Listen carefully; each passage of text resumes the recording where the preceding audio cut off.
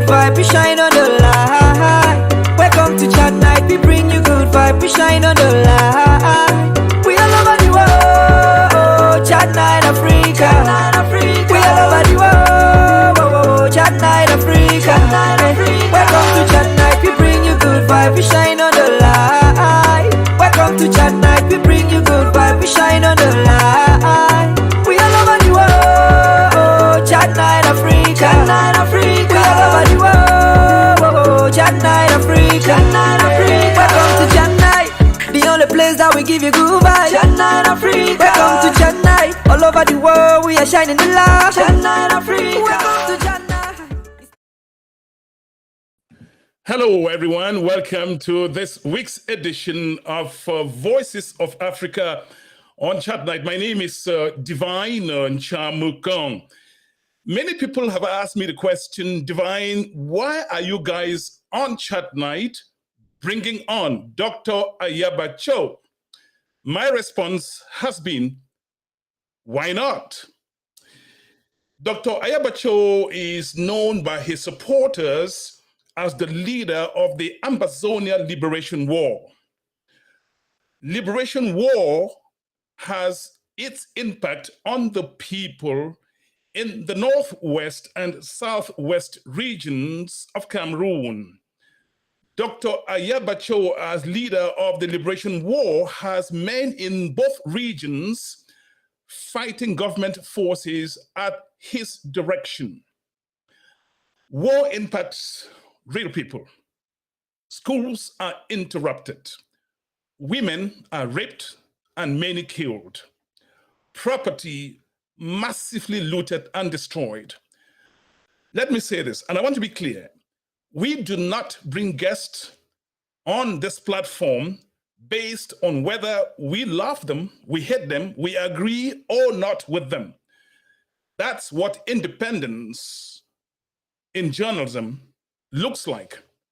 We have before and on the wall brought people who believe in federalism. We have brought people who are supporters of President Buea. In other words, people who adhere to the ruling CPDM party. Last week, we brought Mr. Chris Anu, who says he is the president of the interim government of Ambazonia. Today, Ayaba Cho needs no introduction.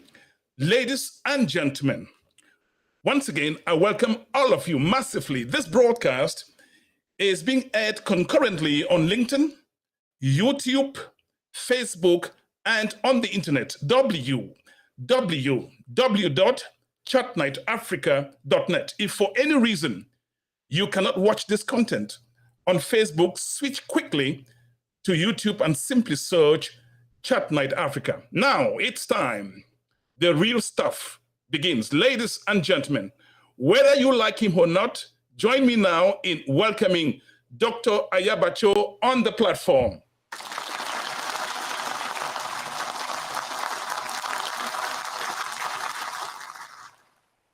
Dr. Ayaba Cho, thank you for accepting my invitation to come and take some not so friendly questions on Chatnite Africa. We appreciate you accepting our invitation, sir. Thanks a lot for having me. Even though I said not so friendly questions, we will remain respectful, and at some point, we will open the phone lines. Let me send out this alert. You are free to ask Dr. Ayaba Cho any question you like, but we require courtesy to our guest. And for supporters of Dr. Ayaba Cho, he gave me his permission to ask him any question I want. In the light of that, I have prepared some questions. I like to also say that he has no clue what I will be asking him. Like I did other guests, I do not share questions with the guest prior to the start of the broadcast.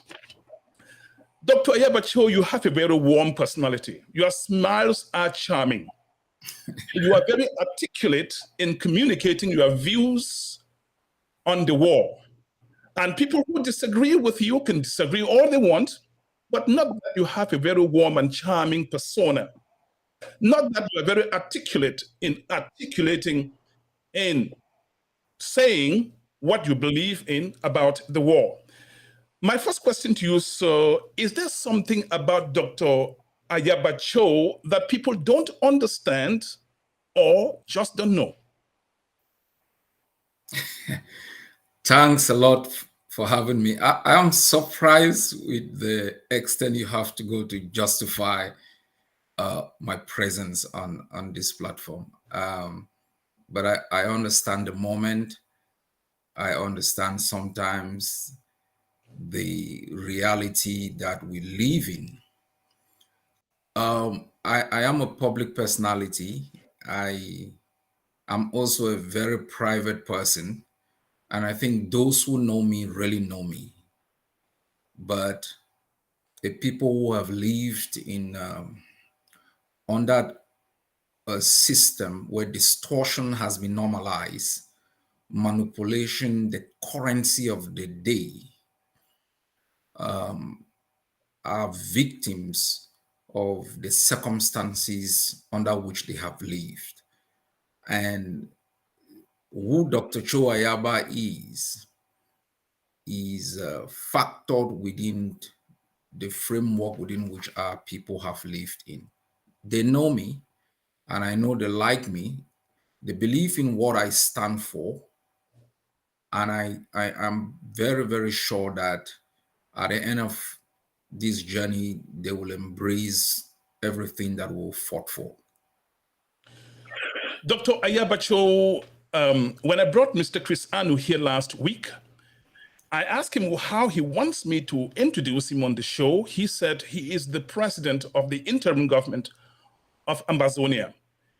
I spoke to your press secretary. I asked her the same question, and she said, you are the leader of the Ambazonia Liberation War. Dr. Cho, which is subordinate to which?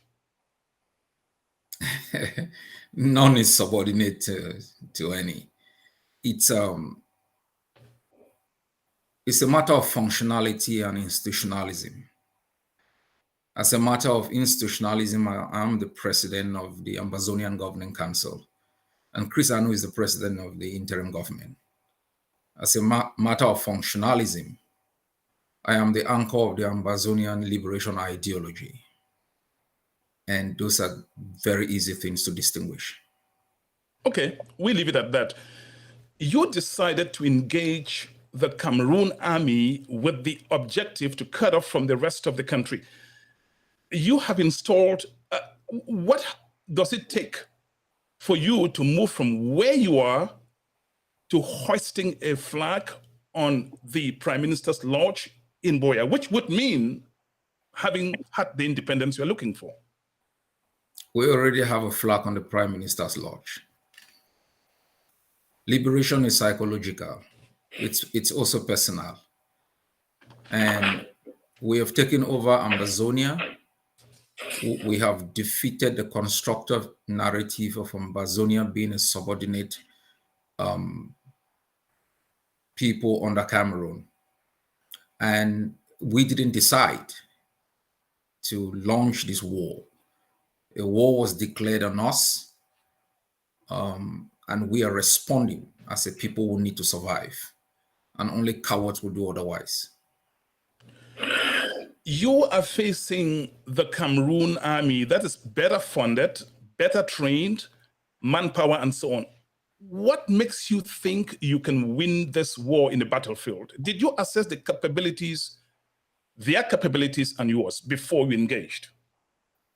The Cameroon army does not exist. There are people who are fighting on the ground. It's a shadow of itself. You say Cameroon is better funded, one of the most indebted countries in Africa also.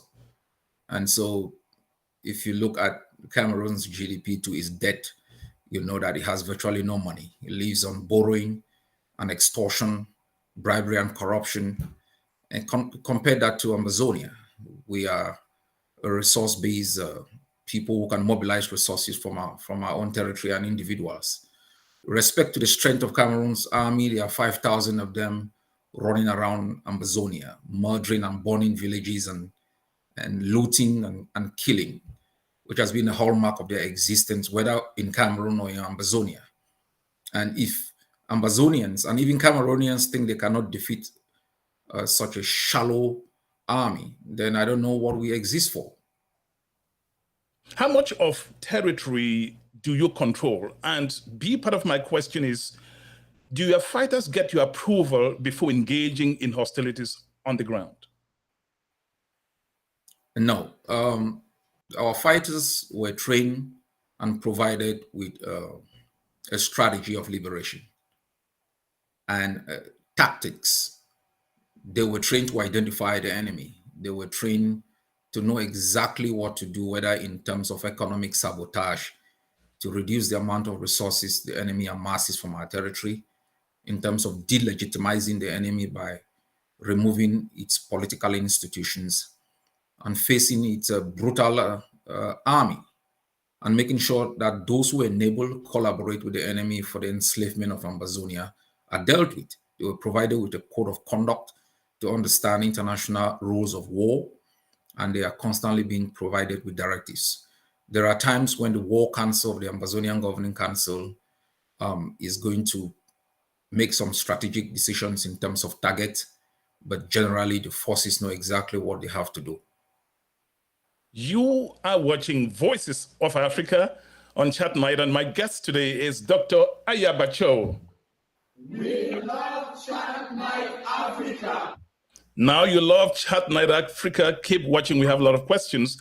And at some point, we will open the telephone lines to members of the public across the globe. We insist on courtesy to our guest. Dr. Cho, what are some of the things you take into consideration when planning your strategy? Much more precisely, where do you put civilians on a scale of 1 to 10? And we put them at 10. You see, we are one of the most disciplined people in the modern era, in the way we conduct ourselves in this war of liberation. We are one of the most disciplined people.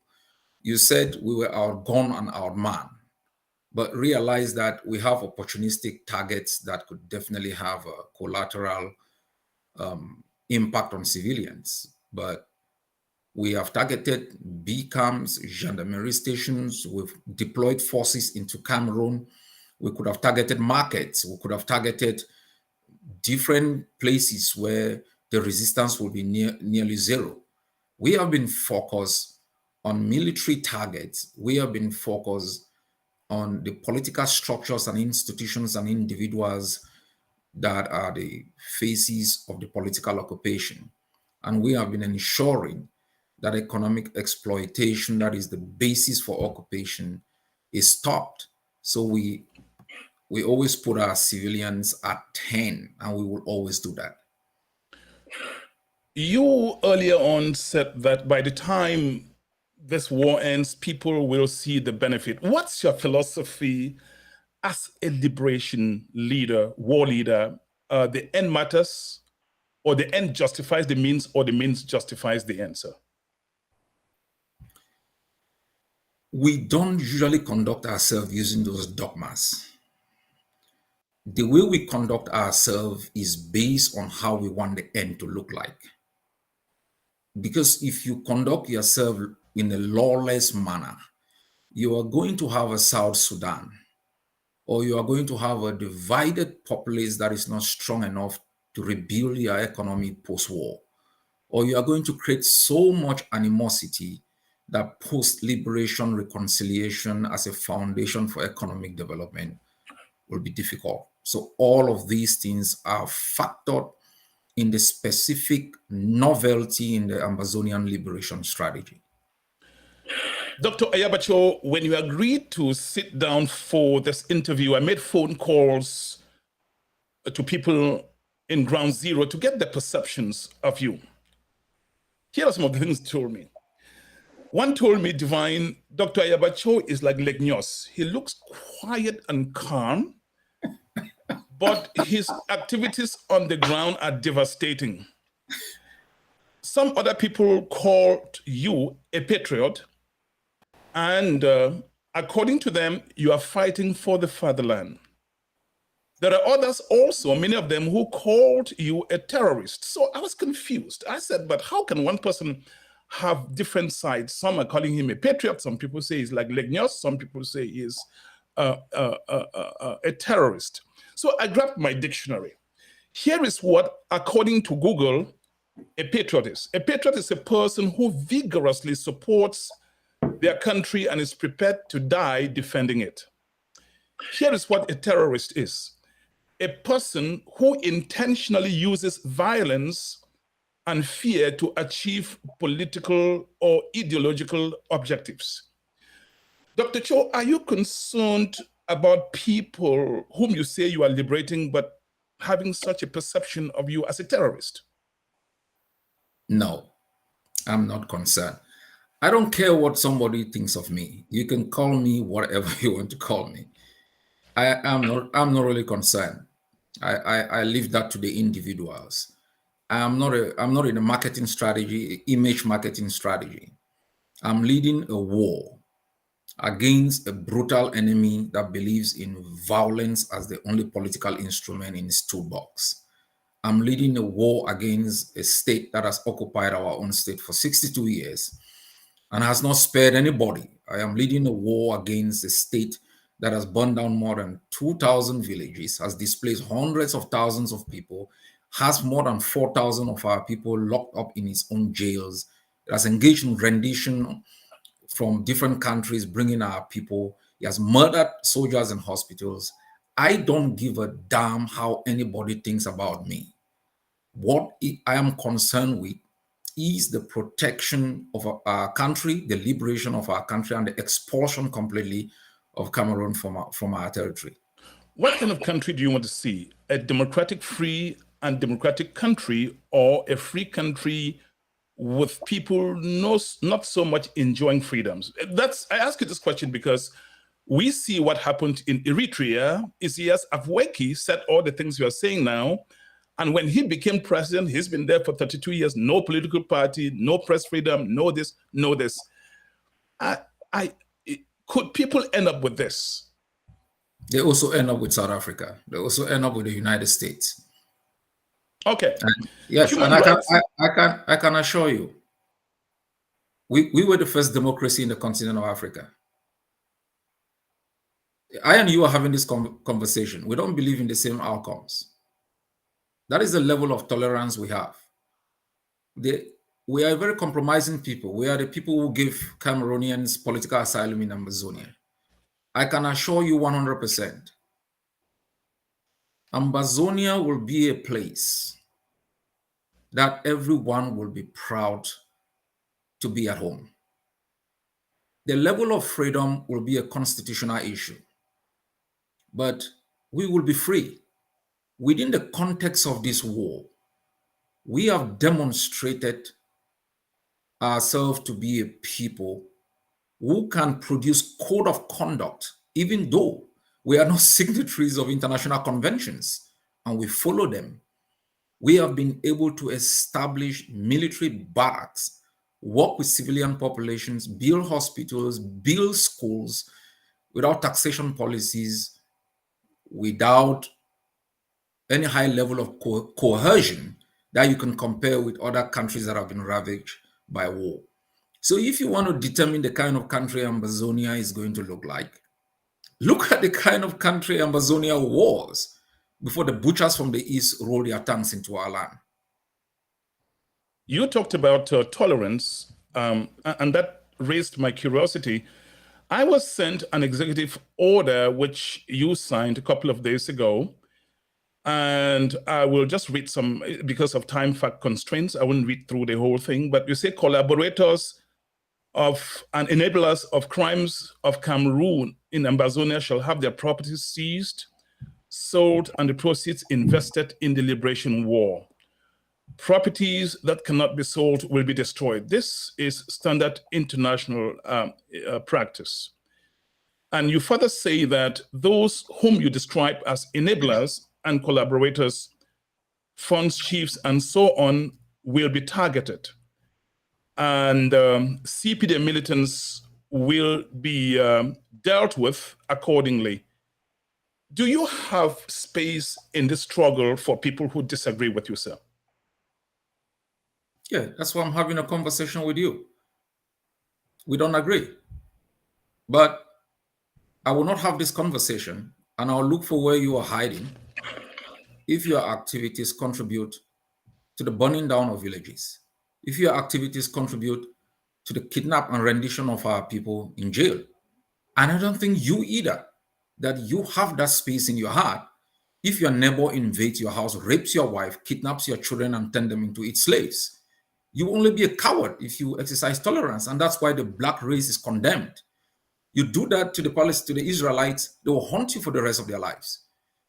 When the Americans rolled tanks into Iraq, the Ba'athist Party was declared outlawed. When the Allies defeated Germany, the NSDAP was outlawed. We are the only race who think you should be in bed with those who cause so much harm to our psychology and our existence. This is a curse.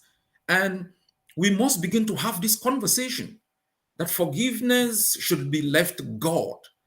We should hold people accountable for their acts. If tomorrow after independence, my actions are found inconsistent with customary practice and rules and norms of Ambazonia, I should be tried and jailed. That's interesting. Yes, I should be tried and jailed. Trust me. And so I believe we must be accountable. No Ambazonian should have any illusion. If you work against Ambazonia, if you enable acts of colonialism declared by the United Nations as crimes against humanity, there will be no forgiveness. That brings me to this question, Dr. Cho. You gauge the level of how people are free in a society also based on if they are free to adhere or express their political opinions as they want. But what you say, I have to say, sounds to me like antithetical to people that you disagree with, notably people in the CPDM. If you met people at CPDM, if they were holding their meetings in Bamenda, for example, what would you do? What do you think will happen if the A of C will be holding a meeting in Bamenda? What do you think the CPDM will do? Hip, hip, hip, hooray, here comes Dr. Cho Ayaba in Bamenda. See, the CPDM has been existing in Ambazonia for many years. It's campaigning elections, it's stolen elections, it's kidnapped victors and put them in jail. We never ban it. So the kind of society you are describing is one where there is quid pro quo, and that your existence is tied to my own existence. If my own existence is unacceptable and my survival depends on my own defense, I'm going to exercise it. So when you say if militants of the CPDM were holding their meetings in Bamenda, they would be dealt with accordingly. Dealt with is a loaded word. Would you please explain through light, help us understand what you mean by dealt with? The CPDM is a fascist party, is the container that drives the assassination and murder of our people. It has been outlawed. I outlawed the CPDM in Ambazonia in 2014. And that should be taken seriously. If you're a member of this fascist organization, we are going to arrest you and try you. And if we find specific evidence that you've contributed in the death of our people, we are going to take action against you, including the death penalty. Do you believe in the rule of conflict on the battlefield? As spelled out by international conventions, Geneva Conventions. The ADF is the only organization that has a code of conduct. It was drafted at its inception. Cameroon hasn't got a code of conduct. We are the only ones respecting the 4 Geneva Conventions. We are the only ones who have applied, as described even as non-state actors, to be allowed to adhere to international humanitarian instruments in times of conflict. We will be inviting maybe one of the top shots, maybe Elvis Ngole, to question him hard on some of the things you are saying. Human rights organizations, and it's it sounds heartwarming that your fighters are educated to adhere to the rules of war. But human rights organizations haven't painted that rosy image both of your group and government soldiers. Again, I will not be questioning you about government soldiers because you don't represent them, you don't share their views. When they come here, believe me, when the CPDM leader comes here, they will be questioned very, very hard. But so let's look at what reports human rights organizations have published. And they're pretty damning reports about government forces and also about Ambazonia fighters. You are leading a large group of them. There are reports of extrajudicial killings, summary executions, beheadings, burying people alive, rape, kidnappings for ransom. First, do you believe in those reports by international human rights organizations? Any truth to that? If you look at those reports, you would find where they also talk about the separatist fighters and armed militias. And so that's a distinction. Within the context of war, you have different elements that operate. Ambazonian fighters do not engage in systematic rape. They do not engage in burying people alive. They do not engage in systematic kidnapping for ransom. We have said we do arrest persons. I agree that there are acts of kidnapping for ransom, which we are taking steps in addressing. But that Ambazonian fighters, as a matter of policy, engage in acts of rape in a systematic manner is inconsistent with the reality that we face on the ground. Maybe they are talking about militias, and militias are not Ambazonian fighters. Okay, granting that is right. In 2019, the world was shocked by the atrocious killing of Miss Florence Ayafo. As a leader, you did well to get the people you believe were responsible, the culprits. But since then, and I have to say that even those who disagree with you applauded the action. That's leadership. But since then, nobody ever heard anything about what those three gentlemen, I really shouldn't even call them gentlemen, if they were actually the culprits. Those three guys, nobody knows what you did with them. Justice must also be seen as done, Dr. Cho. Do you agree with that? I agree with you. But then nobody heard what you did with those three people. Yes, and possibly that's a limitation from our part. Did the pictures, did what you hear done to Florence Ayafo, did it shock you as it shocked everybody? Of course, it shocked me. And the reason why we are up against such a brutal regime is to make sure we can protect the dignity of our people. Look, even I tell the forces, if you engage in acts of killing, in acts that are inconsistent with the foundation of our liberation struggle, we will hold you accountable. But we are operating under difficult circumstances. And so that is factored out in what we can do and what we cannot do. So people are curious to know, where are those three people you arrested for killing, on allegations of killing Florence Ayafo? We have a standard practice within the Ambazonian Defense Forces and the sister forces. We arrest persons, we use our code of justice, we engage in rehabilitation, but we do not reintroduce most of them back in fighting, especially those who engage in what we consider as egregious crimes, as the one that happened to Mr. Ayafo. If militating for the CPDM is deemed to be an act of treachery, which could result in death, if I understood you well, here we are, you're talking about three people you arrested for so brutally killing a woman. You're talking about rehabilitating them. That doesn't come across as justice, does it? Rehabilitation is a component of justice. That is factored in international. Shouldn't justice be commensurate to the crime? Irrespective of the crime. Rehabilitation is an instrument factored in international instruments as a form of justice. It's a restorative justice. So we might decide to engage in retributive justice, but you cannot, when you talk about some of the crimes that Ambazonian forces have committed and put them in the same line with, the CPDM. I think that's a distinction you have to make. Even in the Oxford report a few years back, they criticized these kind of drawing this moral equivalence between some of the infractions committed by Ambazonian forces and the crimes of war, crimes against humanity, and even genocide perpetrated by the CPDM. And I repeat, if you are arrested as a CPDM, you might not go home alive. Do you believe in the death penalty? Within the context of the Ambazonian War of Liberation, yes.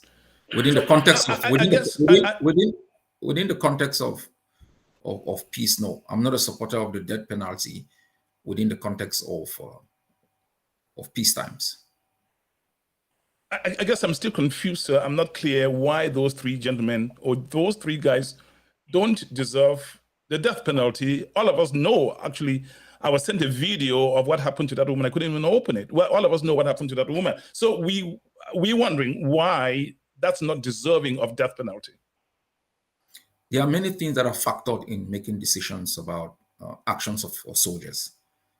Was it systematic? What motivated it? All of those things are factored in. What do you see is the crime.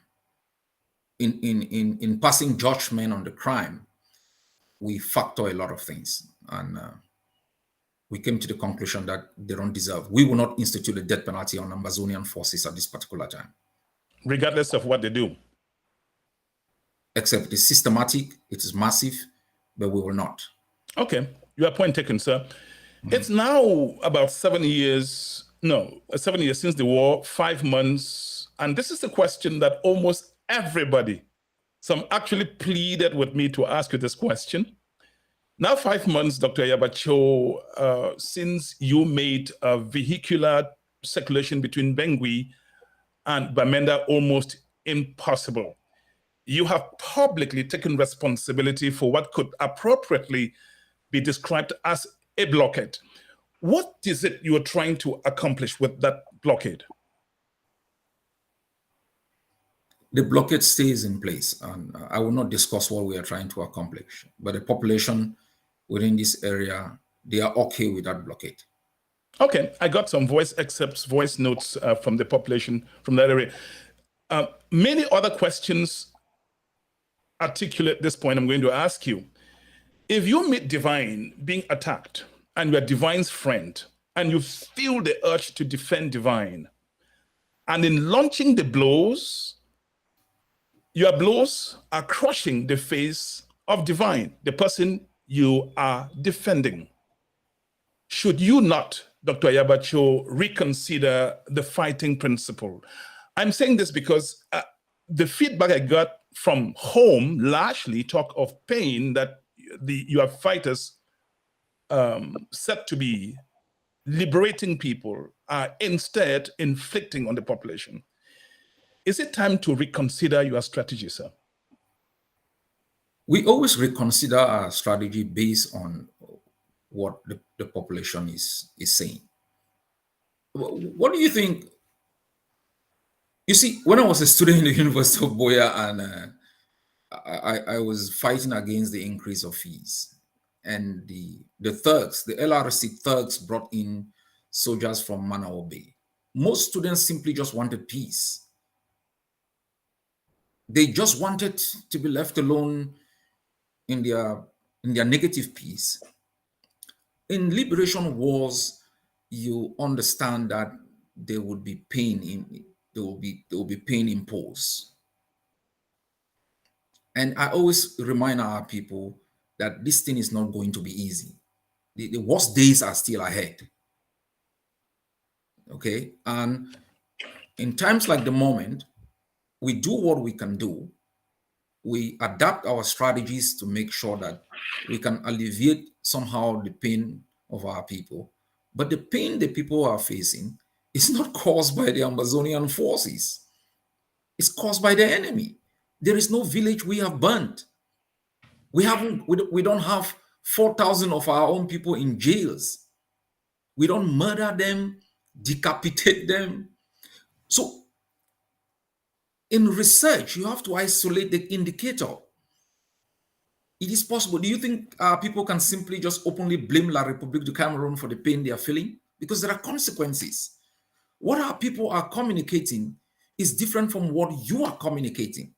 And that is why when I adapt our strategy, especially when we put the liberation tax, we said when we increase our funding and we increase our armament, we give our forces the opportunity to defend our people. We provide public services in terms of education and public health to at least get our people to begin to enjoy what we've been promising them. Here are some of the things that people sent to me, the experiences that they are having. Listen to this, sir. Why do you, Ayaba Cho, and your Alabukam-based ADF boys decided to block the road going to Bengui and making things unnecessarily difficult for a meta man? Where did we go wrong so long as this struggle is concerned? Is that how we are going to fight our enemy, by blocking the road and circulation of people and their properties within 2 towns? Where did we get wrong, Mr. Ayaba Cho? Please.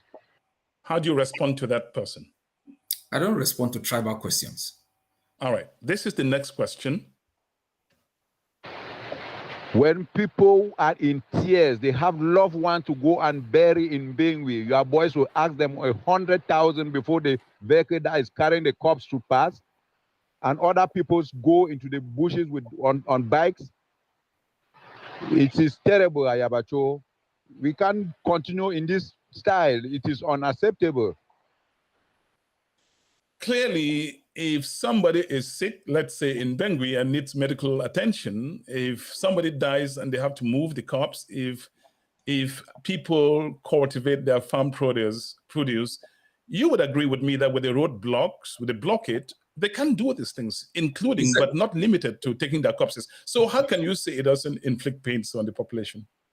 Is there a road there? You see, we as human beings we as Ambazonians, we must really speak about what we want.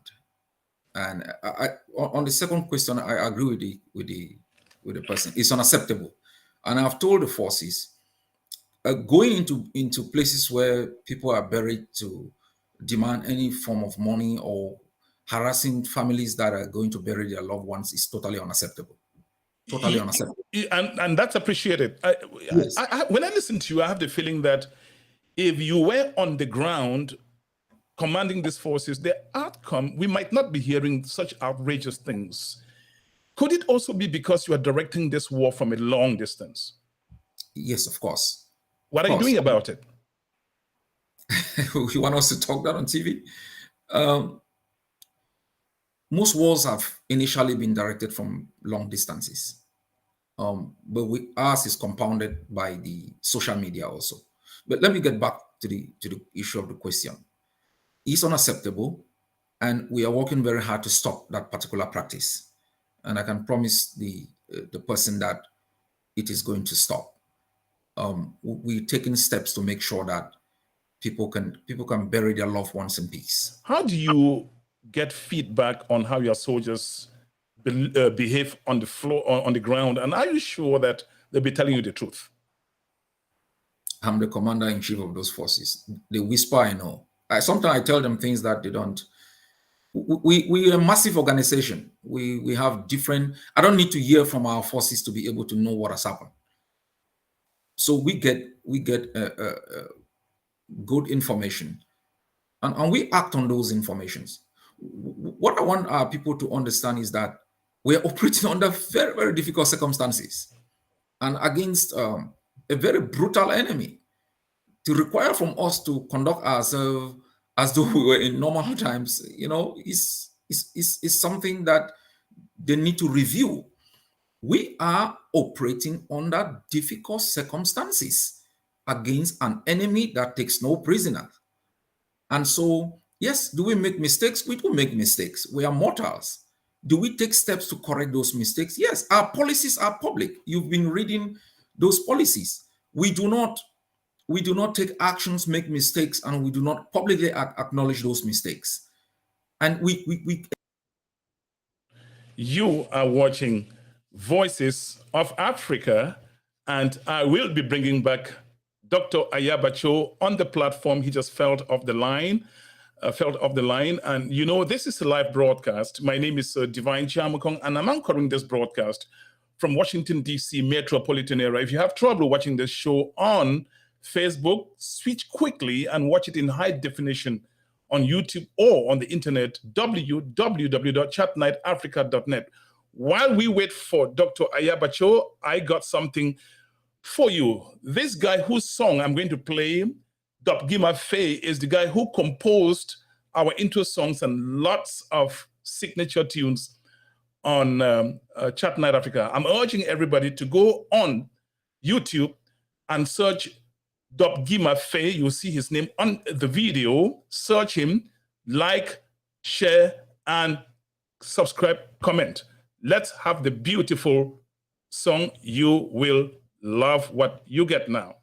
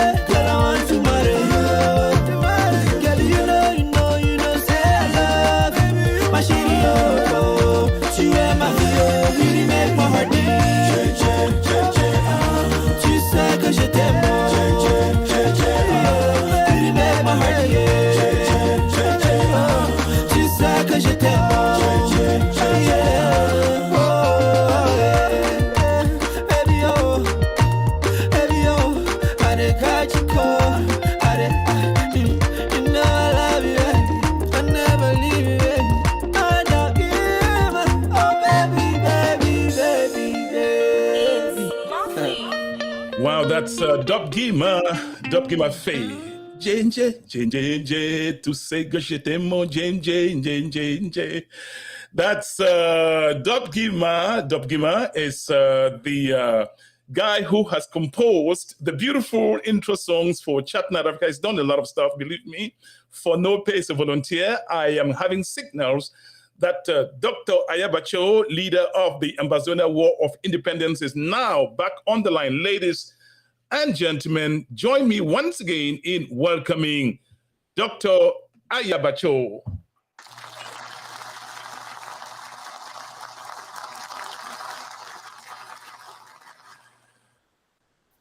Yes, Dr. Cho, thank you for coming back on the platform. And again, I got another text. The text says, Divine, your guest smiles so charmingly. but he says that anybody who gets caught as a CPDM member gets killed. And that's basically what, Dr. Cho, is that really what you are saying, that somebody has a political opinion you don't agree with and the person should face death? Are you really saying that if a member of the A Gulf C, simply because of your politics, what crime did Tassan commit? They have not faced death, have they? What crime did Professor Awason commit? BBC Mancho. What is the crime? We don't have a jail for CPDN members. We don't have a jail for the enablers and facilitators of the burning down of our villages. CPDM is an outlawed fascist organization in Ambazonia. If we get you, I'm going home. We are very firm on this. Are you concerned that your actions today, and that's one of the questions I've just been sent, Dr. Ayaba Cho, are you concerned that your actions today could follow you decades down the line in some international court? I'm already in jail. How are you? You're not. If you're in jail, you'll not be here.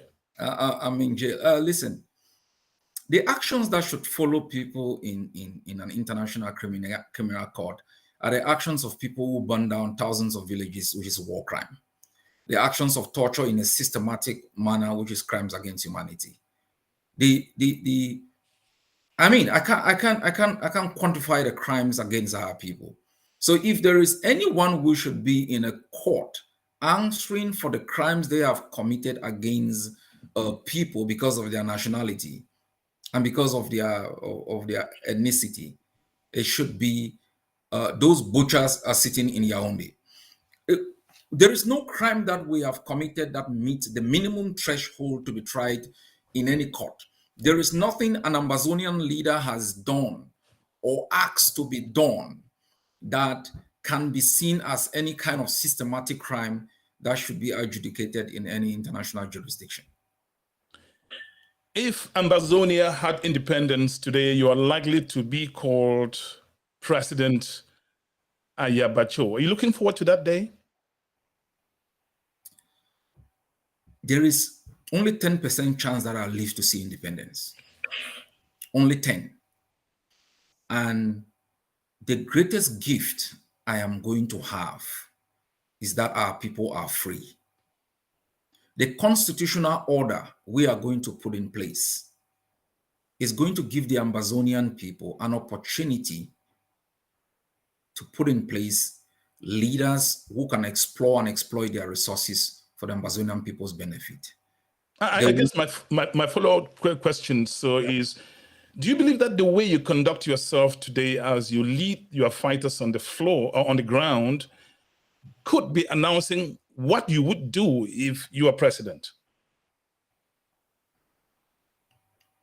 We have been putting out our economic policies.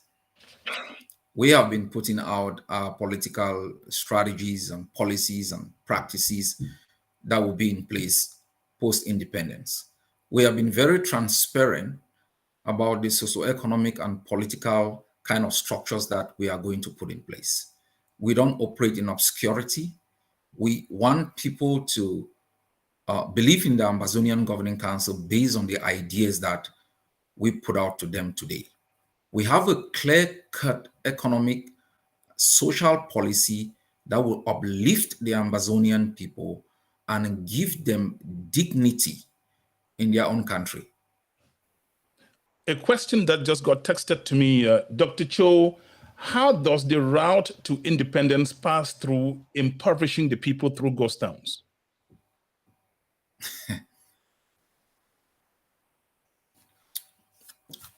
We have said from the beginning, when the consortium put 1 day lockdown as a day of collective memory, a day of collective resistance, a day of conscientization, that Ambazonians deprived of their nationalism for 62 years require these kinds of action for them to understand that those who are buried in their graves never died in vain.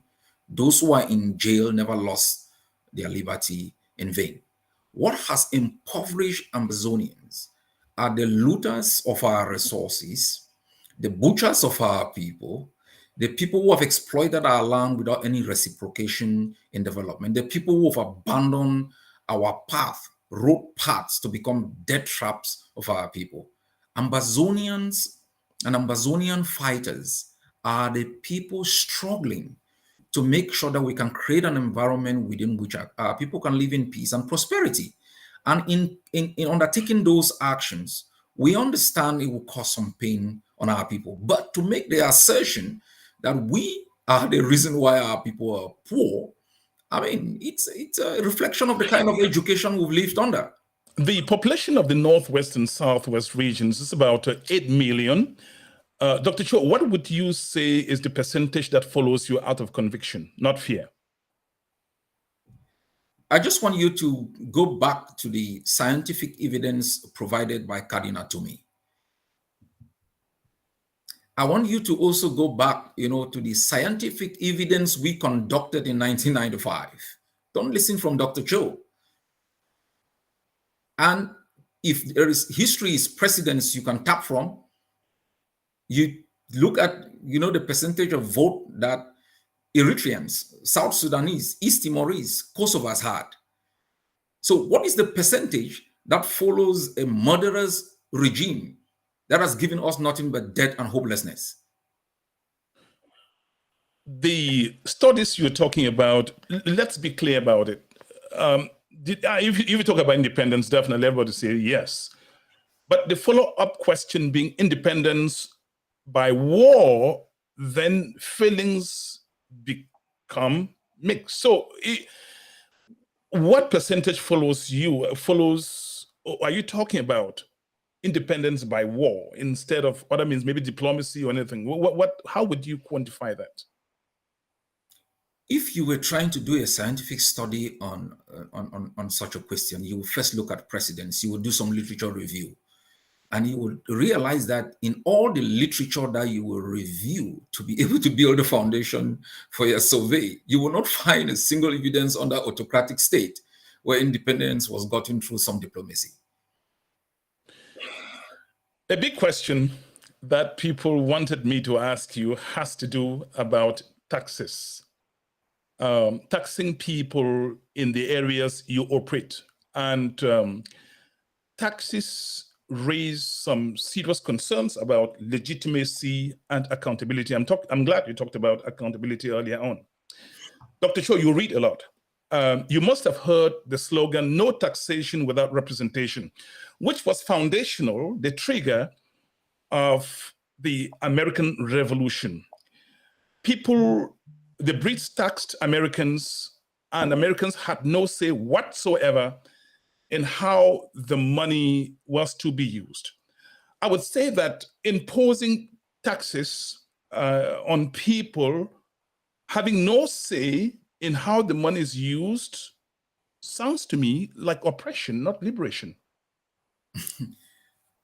This is sometimes, permit me say this, this is sometimes the problem that you people, anchor and journalists have.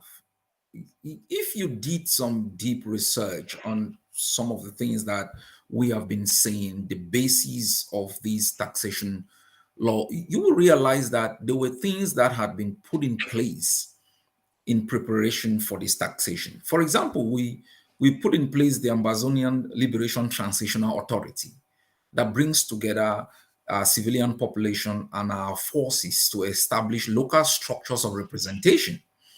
that can at least deal with issues of development, policing, security, and other issues. So we've done that. Secondly, in times of war, like in the case of Ambazonia versus Cameroon, territoriality is also linked with taxation. It's not only about representation. You can only impose taxes if you have claim to the territory. And Ambazonia has claim to the territory, either by law or by virtue of history. So we have had a lot of consultations with our people, and we have asked the question, what do you think you would want to do that would increase your level of security, that will eliminate the kind of harassment that you're facing on checkpoints or at barrier? And we've come to the conclusion that if we put a minimum amount of taxes on our people, 10,000 for men, 5,000 for women, there will be virtually no excuse a soldier will have for stepping into a burial ground and harassing people to pay money. There will be virtually no reason for setting up a security checkpoint and using it as a method of extortion. So this is not only a system to recoup money from our people, it is a system to eliminate the insecurity that our people have been complaining about. And I do understand that. It sounds fair to say that. Where the confusion so is, how do you impose taxes on people but not let them open the roads for them to go sell their produce? How then do they get the money to pay the taxes? That's an overstatement. You know that, right? It's an overstatement. I'm just asking you questions. So we Ambazonians have assets. If you bring, for example, the Bengui blockade, people have complained of harassment on highways. La Republic has set up checkpoints, 10 checkpoints on a little stretch of land where there's engaged in extortion, 1,000 Amba, 2,000 Amba. We have eliminated some of these checkpoints by imposing blockades. We don't impose blockades simply because we want to stop people from traveling. Along that stretch of land, La Republic burned down more than 30 homes. It killed so many people in their homes because we targeted one of their armor cars. And I think that we put a lot of pressure on Ambazonian fighters without questioning either the policies of the Yaoundé junta or the practices and actions of its forces operating within Ambazonia. Okay. Time for us to open the phone line. I think I've asked you, I still have a lot of questions for you. The number is 240-603-7367, 240-603-7367. I have, now let me clear this. When you pick up the phone, please turn down any volume on any listening device that you have. Again, just speak to me. Dr. Cho will be hearing you. Let's see, the first caller is on the line. You are watching Voices of Africa. Hello. Hello? Yes, please turn down the volume of any listening device there and just speak to me. Okay, I turned down the volume. Very good. What's your question? I wanted to make an observation after having listened to First Dr. of all, Ayaba. hold it there. Hold it there. Is Dr. Ayaba Cho listening to you? Can he hear? Can you hear him? Yes, I hear him very well. All right, go ahead with your question, sir. Yes, Dr. Ayaba, you made some statements. I wanted to observe that, if you talk to people on the ground in Ambazonia, that the worry they have is the way that your forces are harassing them, putting them at a gunpoint. I mean, during war, there's always an endeavor to protect the local people. We must protect these people. If you cannot protect them, there's no way you can convince them that you're fighting for them. So that was to be strategy number one. How do you make the fight be a fight for the people? If you talk to most people in Cameroon, they will tell you their problem is not BIR. Their problem is not B. The problem is Ambazonian fighters themselves. I know this is a difficult question because right down on the ground, you cannot differentiate who is an Ambazonian fighter and a kidnapper or somebody who's just out to settle scores. So what are you doing moving forward? How can you separate your forces and other Ambazonian forces from the kidnappers? Because if you don't do this, the people get confused and they'll point one finger to everybody. Like you just made a mention about taxes. How do you go ahead asking people to pay taxes when you cannot even tell them who is an Ambazonian fighter?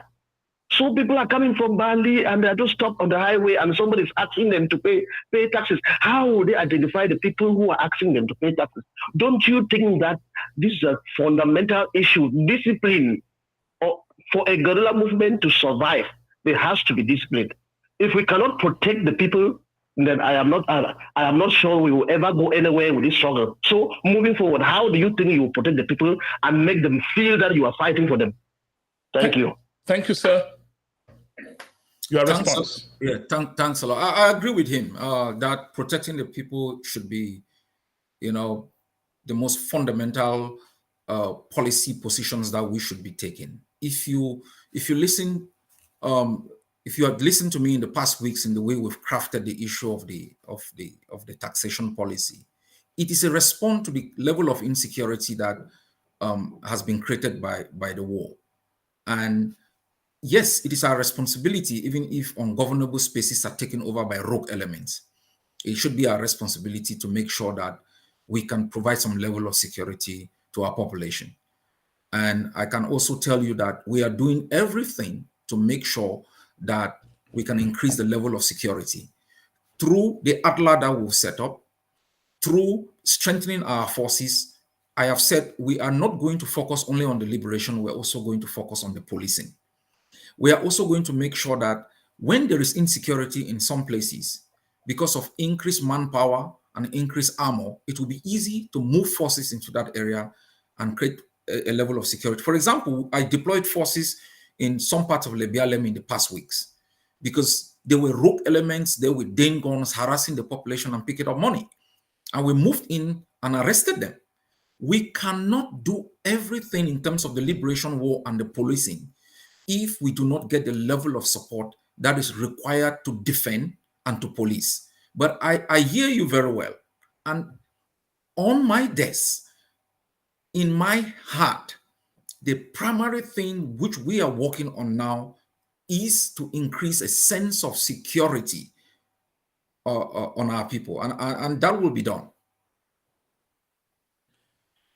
The next question that I have, believe me, I'm having questions through text, WhatsApp, and so on. Okay, let me say, you can dial the number 240-603-7367, 240-603-7367. If you're overseas, you do 001. We love Chatnite Africa. Keep watching Chatnite Africa. And my name is Divine Nchamukong. I am in Washington, D.C., metropolitan area. My guest today on the show, Voices of Africa, is Dr. Ayaba Cho, leader of the Ambazonia War of Liberation in Cameroon. Here is a question somebody sends to me. War is not a video game. What's your roadmap from where you are to getting to Buea, which would be the benchmark for independence? At this stage, we have a certain level of control on the ground.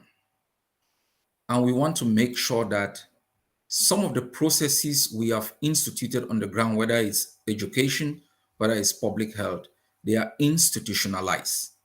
Because if you fight for this long and you cannot show what you can provide for the people in the interim, you will have a problem. The second issue, which was raised by the comrade, is being able to provide a sense of security for our people. Increase the number of forces we have. Ensure that we can control our own resources and that we can have static control of territory within which our IDPs can be in, within which we can do training, within which humanitarian activities can be done without permission from La République du Cameroon. We have a clear-cut military map on how we want to conduct ourselves to eliminate the threat of La République on our independence and territorial integrity. We also have an interim economic plan on how to provide public services to our people so they stop depending on the institutions of the enemy. What would you do if you saw workers of Hisakam cleaning the town of Bamenda? How would you treat those workers? We have eliminated Haisakam, so it's not, it's a hypothetical question. Great. So if you had a situation of correlate outbreak, how are you going to handle that? There is a local services being provided in terms of cleaning the town. We have not argued against Haisakam simply because we don't want the town being clean. We have said, even in removing trash from our cities, we cannot have foreign companies whose sole interest is profit, and that we want local companies that can take part in community development, can employ persons from the neighborhood. And so we have achieved that. Here's a question about the balkanization of the front. Scripture says that a house divided cannot fall. What is it that stops all of you from coming together? I know you sounded really nice when you were talking about Chris Anu. It's nice to hear that. But reality is, you people, sometimes the fighters are fighting each other. It's becoming something like a fratricidal war. Brother killing brother. Yeah, it's exaggerated. You know, during the last Canada talks, we showed very clearly that we are not as divided as the world wants people to know. The problem is misconception. Ambazonians have a misconception about how you conduct a liberation war. They have this utopian belief that if we all just got stitched together, we're going to be free. That's how they stitch Foncha and the others together and formed the CNU, which became the CPDM, and enthrone an autocratic political system.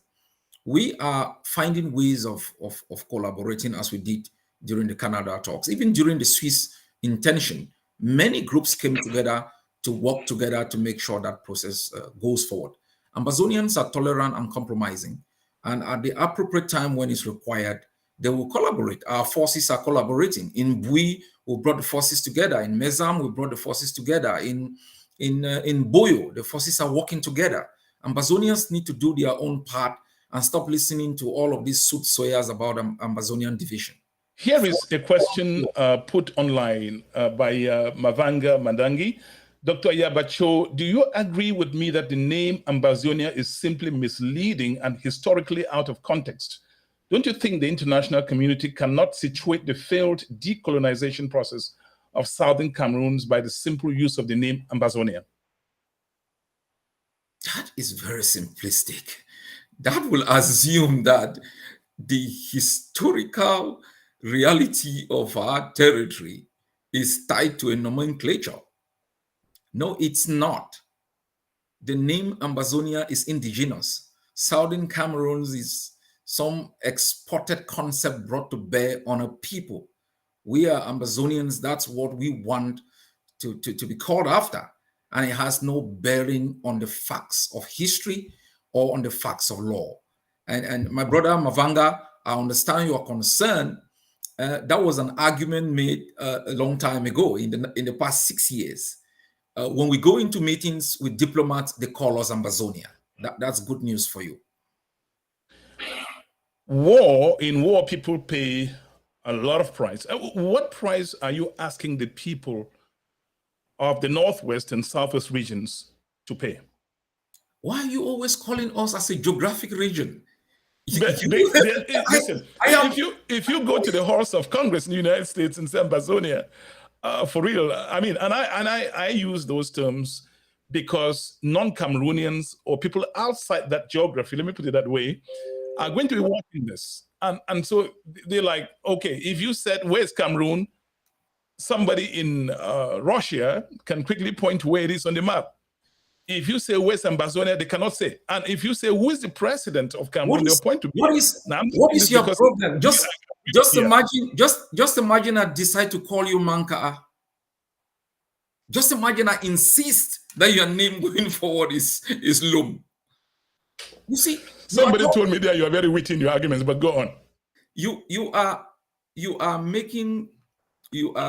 having a conversation with me, and you insist on describing Ambazonia as a geographic region of the colonial state.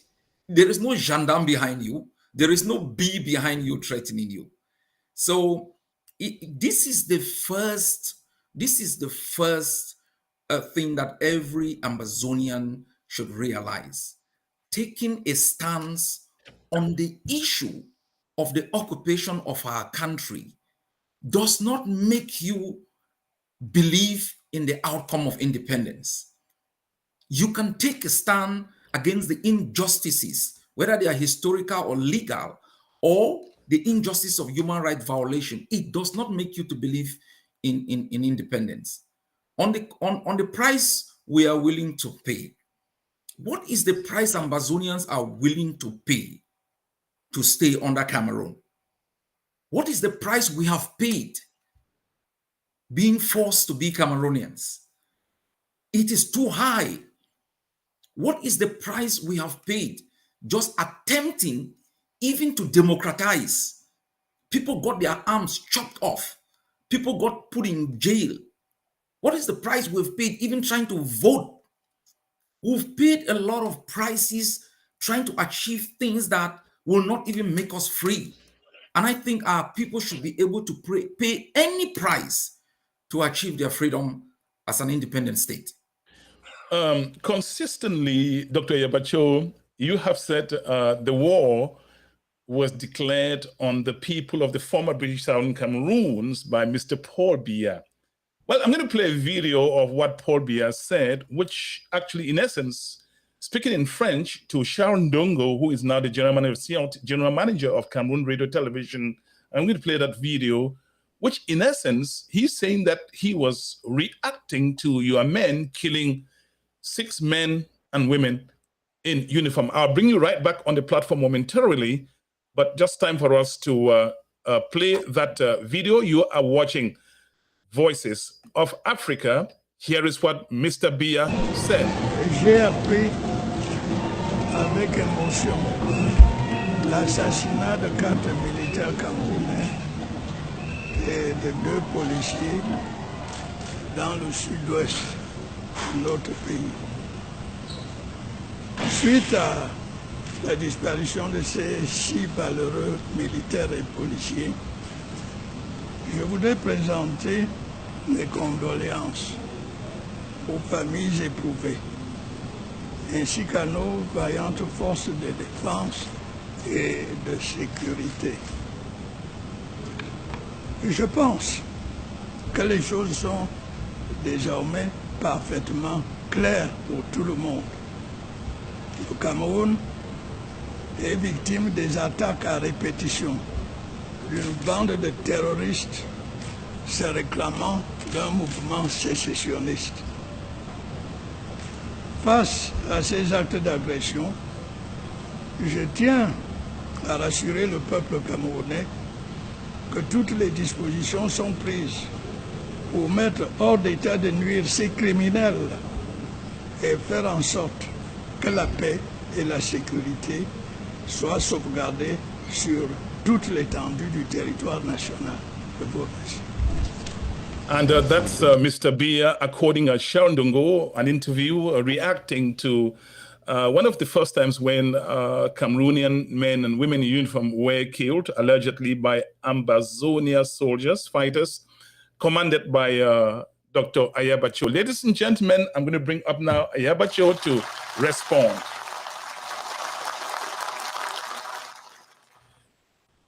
Dr. Cho, I mean, it's no secret that Mr. Biya is your sworn enemy.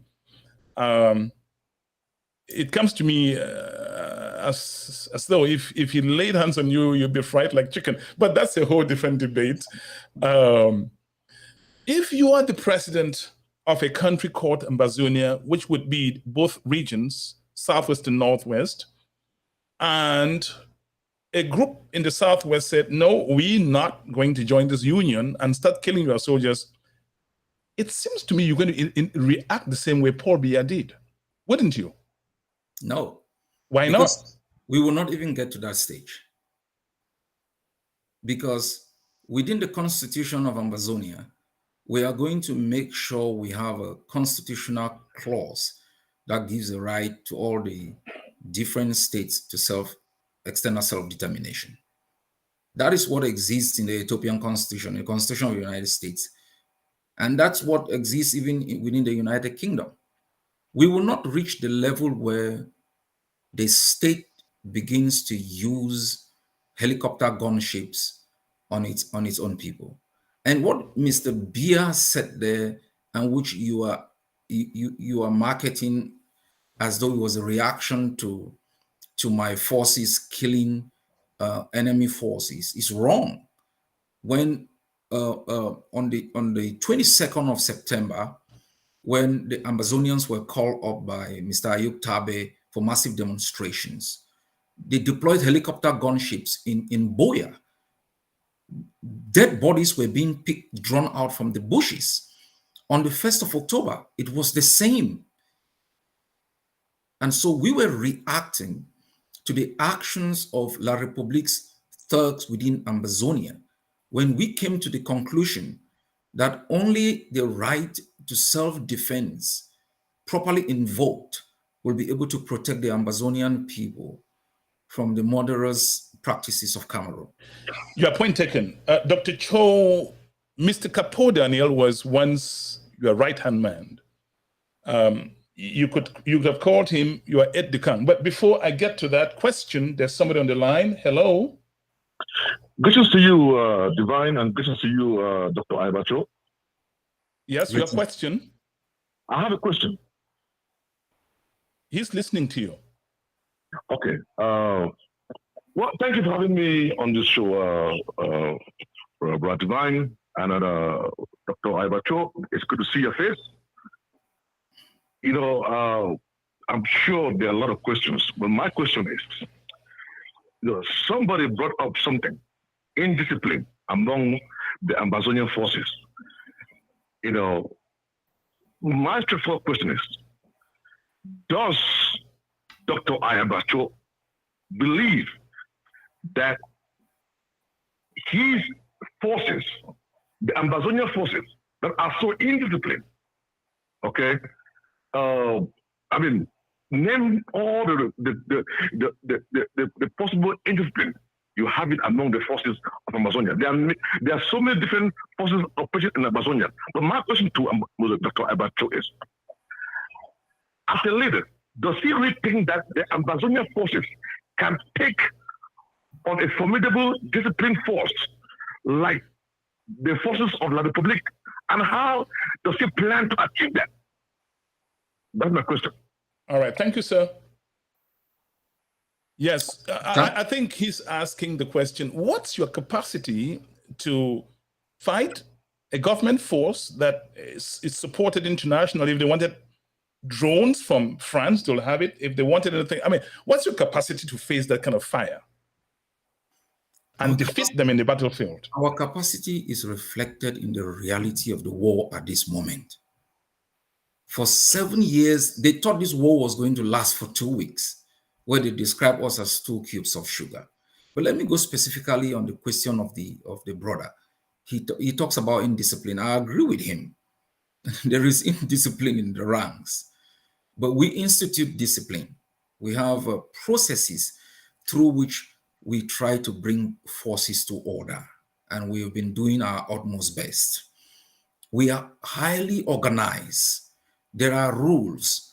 Today, the chairman of the War Council has just put in place an enlistment program where forces will no longer be simply volunteers into the Ambazonian forces. They will be contracted. They will sign an agreement, agree to uphold certain rules and regulations, and receive some level of compensation.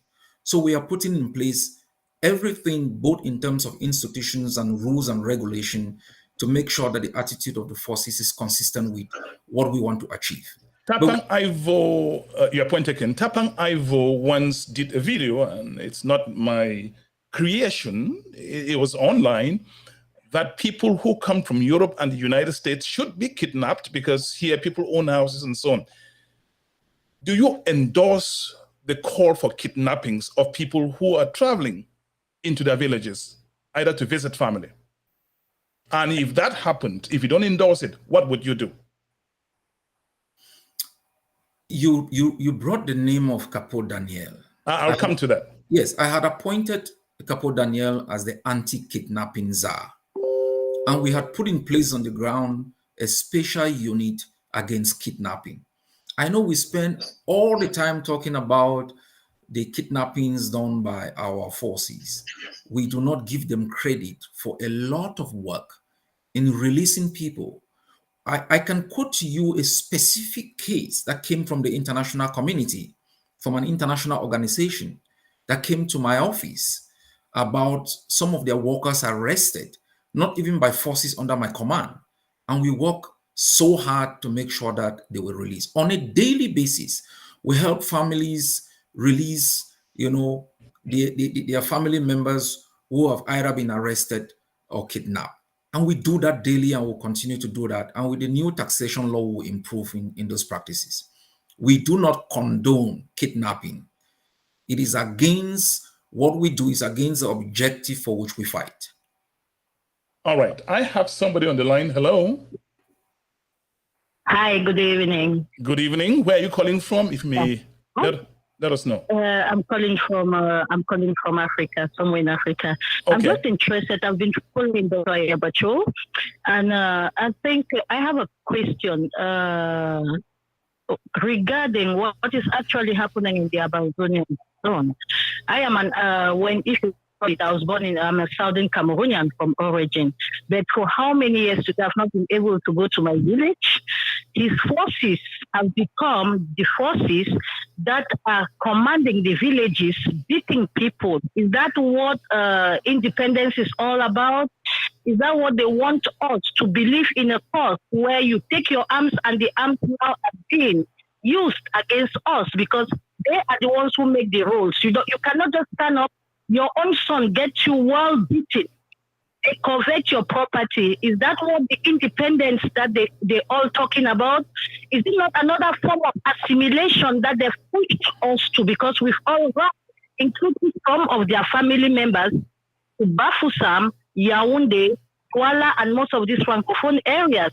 We wanted to get out of assimilation, but we have been assimilated because we only feel safe in the enemy's compound. What do you think about that? Thank you.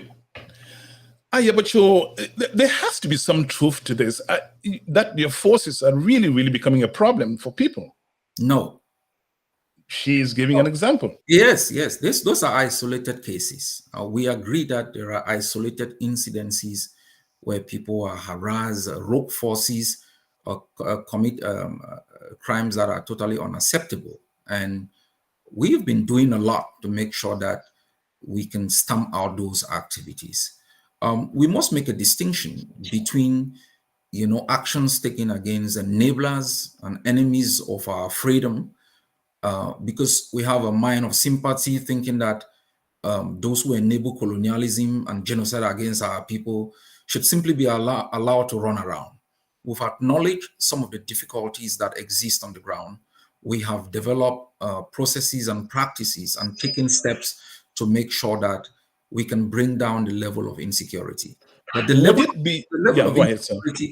of insecurity is as a result of the occupation, not because of the resistance. If the occupation ends, the level of insecurity will also totally disappear. What responsibility do you take in an area you control where you have insecurity going on? If you're controlling the area, then you have some certain responsibility. It looks like she's again on the line. Hello? Hello? I want to add. This is a community, talking of communities, go inside in Chum division. You have places like Buea, where the how do you call it, Buea, Mekaf. You have these villages where the military is not even present. But the guys have taken control over this place. On a personal note, my house is being besieged for 4 years today. Everything ripped off, and people tell you they've threatened me to support. And I remember telling one of the guys who told me with a straight face, if you need arms, why don't you reach out to the chairperson of the EDF? You cannot be calling people, threatening people. We have one of the elders of the village who was severely beaten because he wanted to talk to them. He wanted to ask them what was really the problem. These are things I would like to have his contact and give him evidence of all what I'm talking. I'm not talking about an isolated case the way he claims to be. The whole of this area is a peasant area with no occupation forces. They've never been there. All right, thank you. Never been there. We will try to communicate, if you can communicate your contact with yeah, I know the person who is calling, so that'd be fine. All right, we would find ways to speak to you in the background, madam. Okay, thank you very much. I was asking you a question related to Mr. Kapoor Daniel. At some point, I mean, for a long time, he was your right-hand man, and then you broke apart. I saw your statement, very generous about him. But are you friends or foe? If you met Mr. Kapoor Daniel, would you shake hands with him? Yes, I will shake hands with him. Okay, this is what he... Yeah, go ahead, sir. He served me, and I'm grateful for that. That's all. Nice of you. I'm sure you'll be glad to hear this. But this is what he says now. Listen.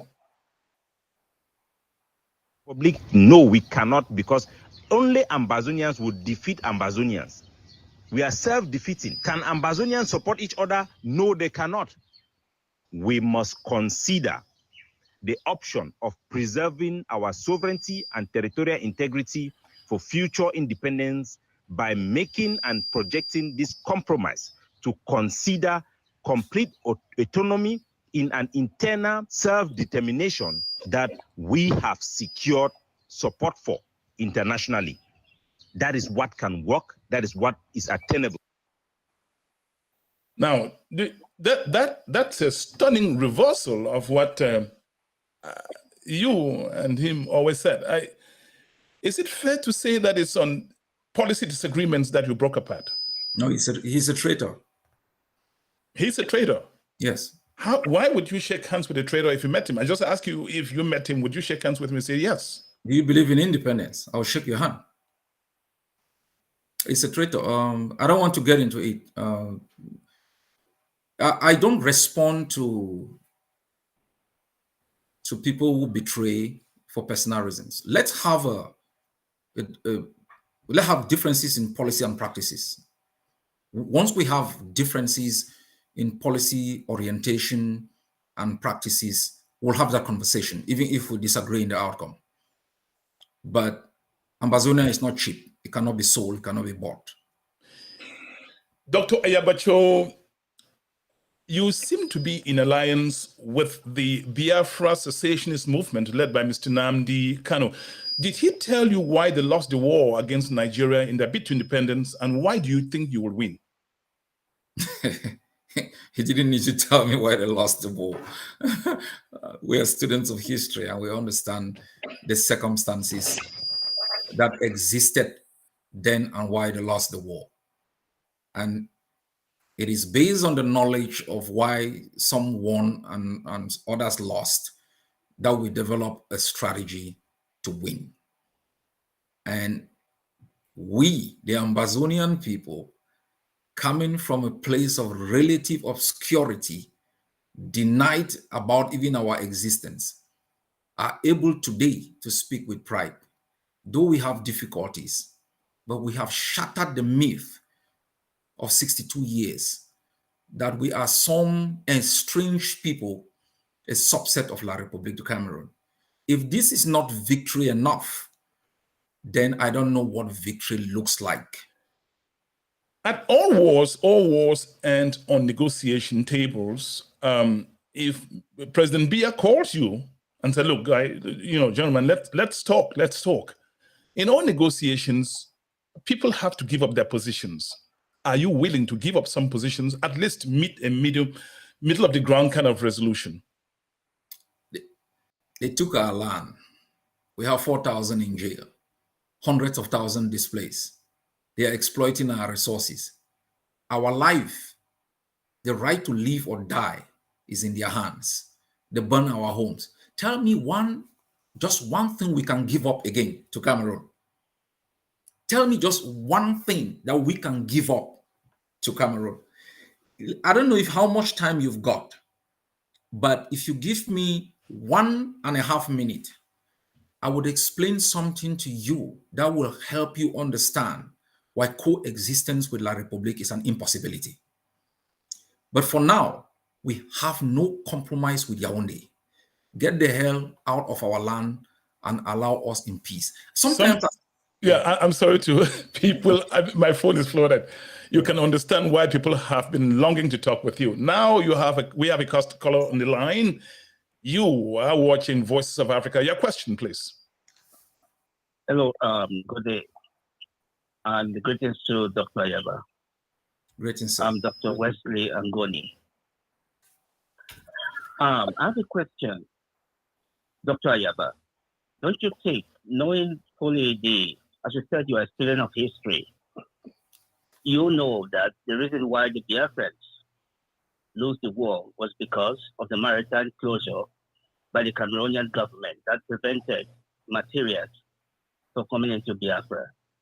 Now, you have made an alliance with the Biafrans.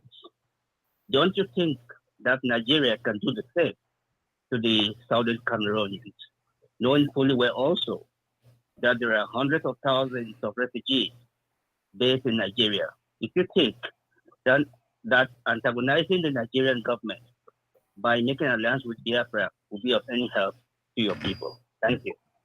Thank you. Before you answer the question, Dr. Ayaba Cho, the United States, that's world's greatest power. Even when they have to fight a war, they need alliances. And they choose their allies very carefully because you need a path through which to, fly either, airspace. If you are antagonizing Nigeria by forming an alliance with the Biafrans fighting the Nigerian government, he is saying that that's a path to failure in your bid to get independence. Why is he wrong? His assumption is that Nigeria was first our friend. That is an assumption he's made to draw this conclusion. But before we enter the alliance with Biafra, Nigeria had 100 Ambazonian leaders who had sought refuge in Nigeria. Forces in Taraba had been kidnapped and renditioned.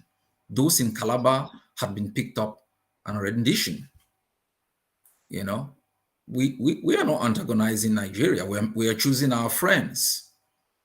And our strategy is not based on what the Biafrans, the strategy that the Biafrans employed against Nigeria.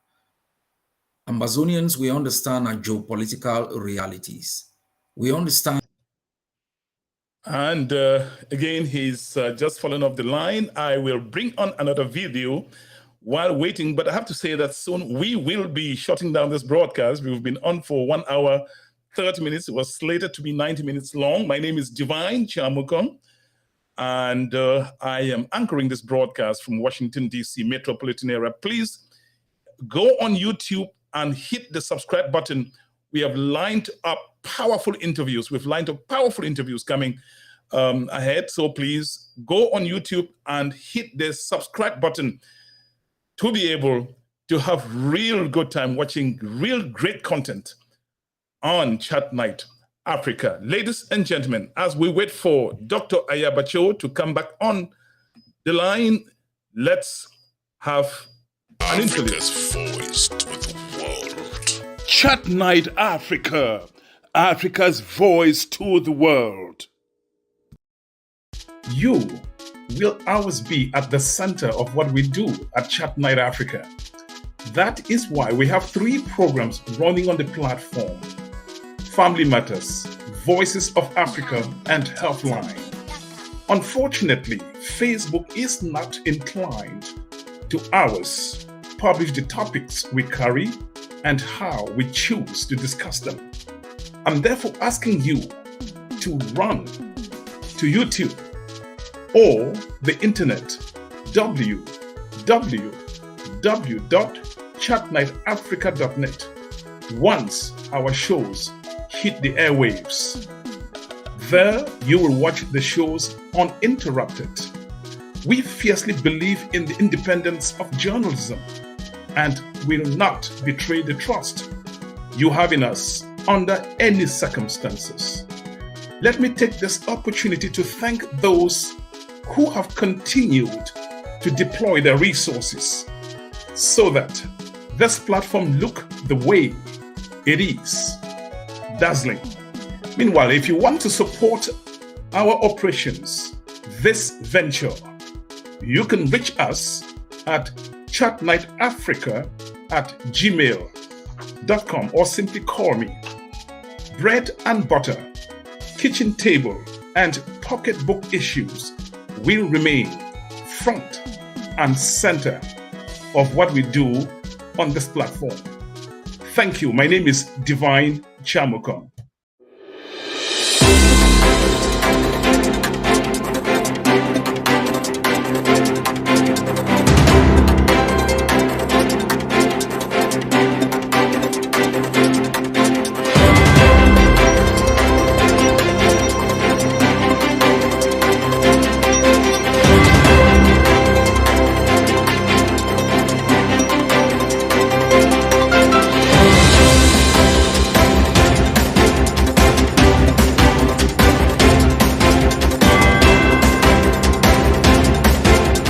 And we are waiting for Dr. Ayaba Cho to reconnect. You are watching Voices of Africa on Chatnite. Once we see him in the lobby, in the waiting room, we will bring him into stream. My name is Divine Chamukong. As I said earlier on, we are on YouTube. We are on the website www.chatniteafrica.net. You can go there and watch a lot of great programming. Ladies and gentlemen, if you are on YouTube, or everybody watching the show, please go on YouTube and hit the subscribe button. We have lined up pepperish content for you. You will enjoy watching. And many people are asking why I'm not talking about the destructions that is inflicted by government soldiers. Remember, I said that I am making arrangements to talk to some personalities in Yaoundé. I hope they agree, and my questions will be as strong, razor sharp as those that I'm posing to Dr. Ayaba Cho.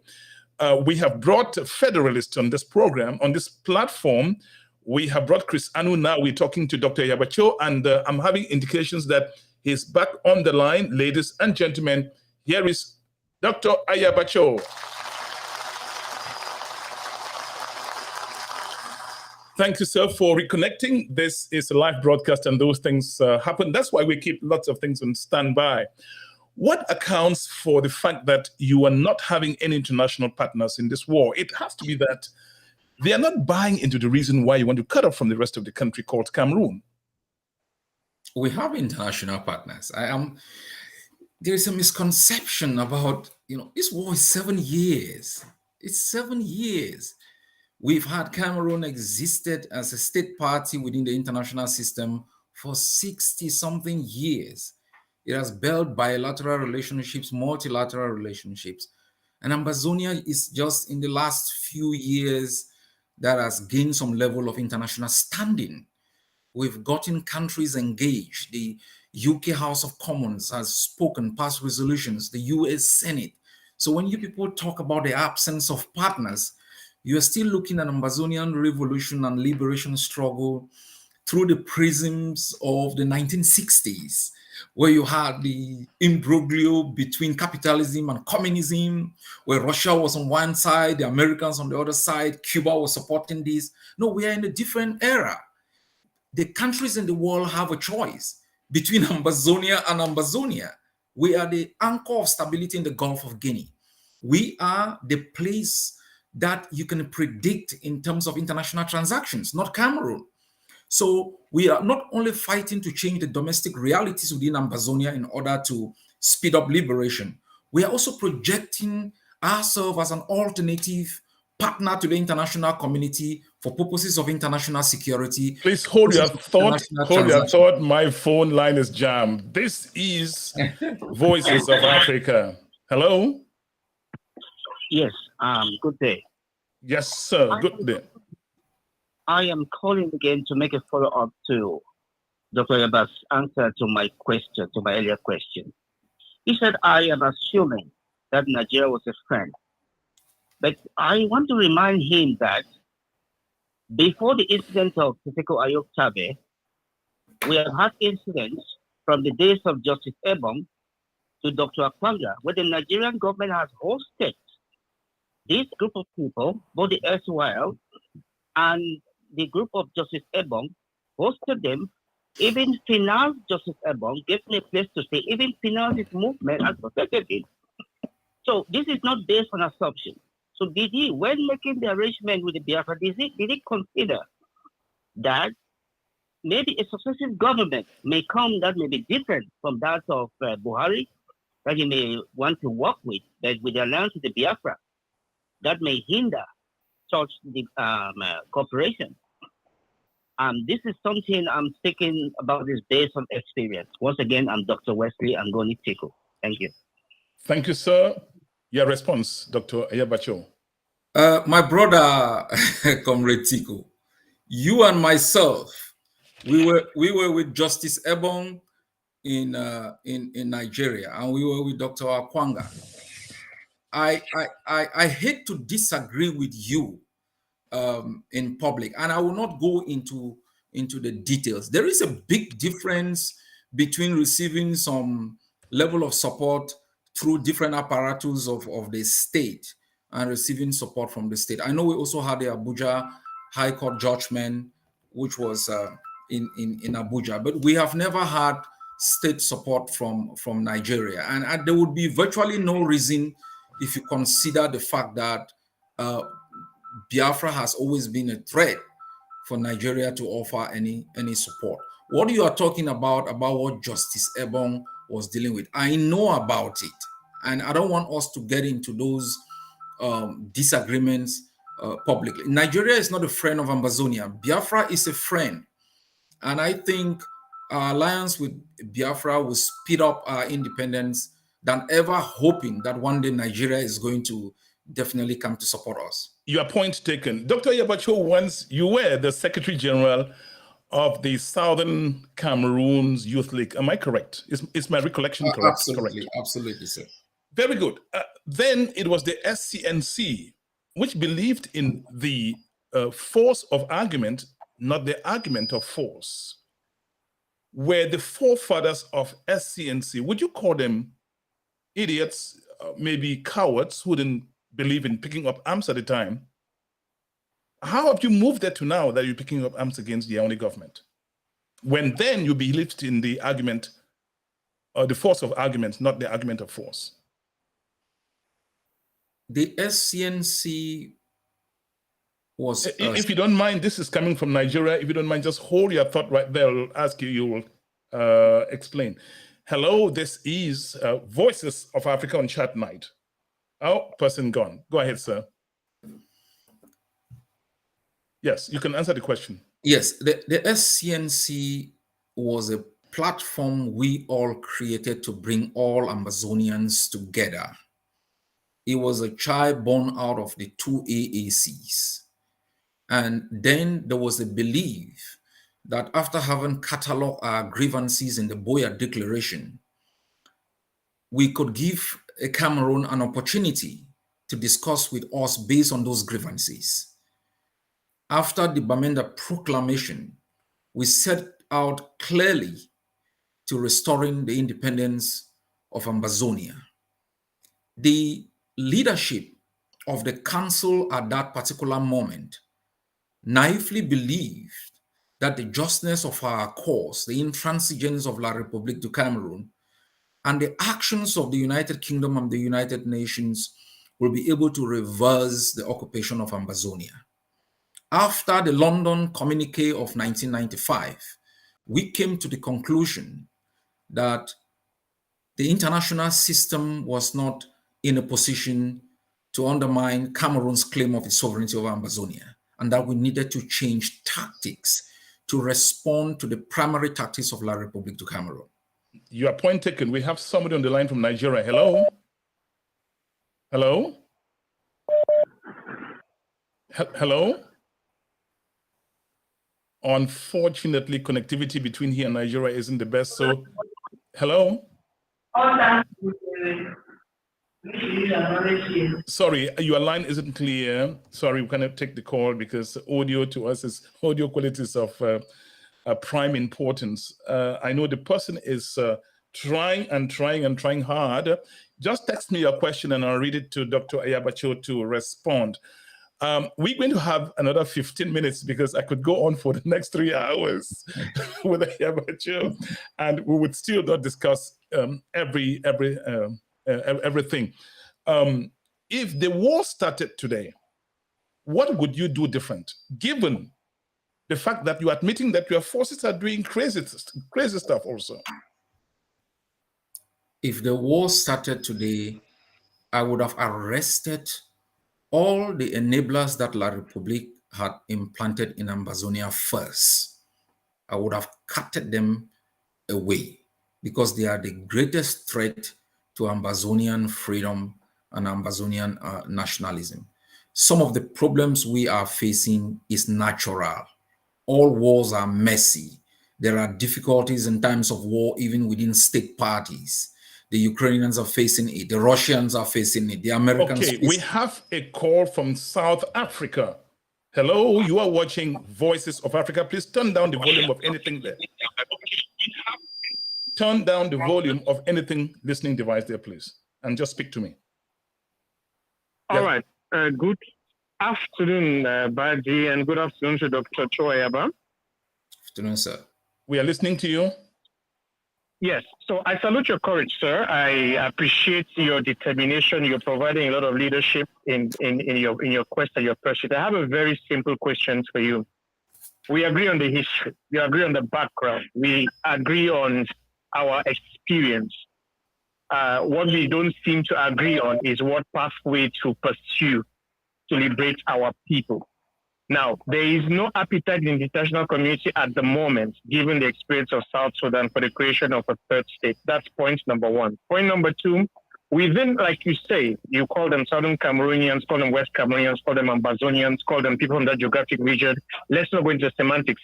Within us as the descendants of the people who entered this territory in 1961, there's a substantial, in my sense, disagreement about the outcomes that you are proposing. What is your plan for those who do not agree with you?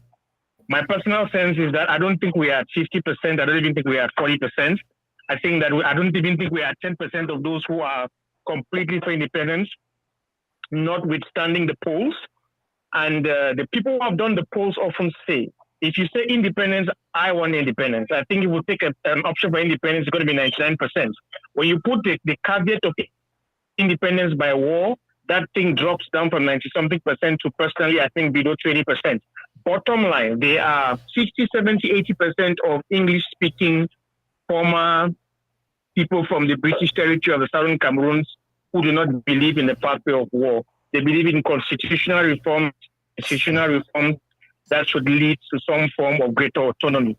What do you say to those people? What is your plan to win them over? Is it going to be by the barrel of the gun, or do you have a convincing argument that you want to put forward that will let the people buy into your idea?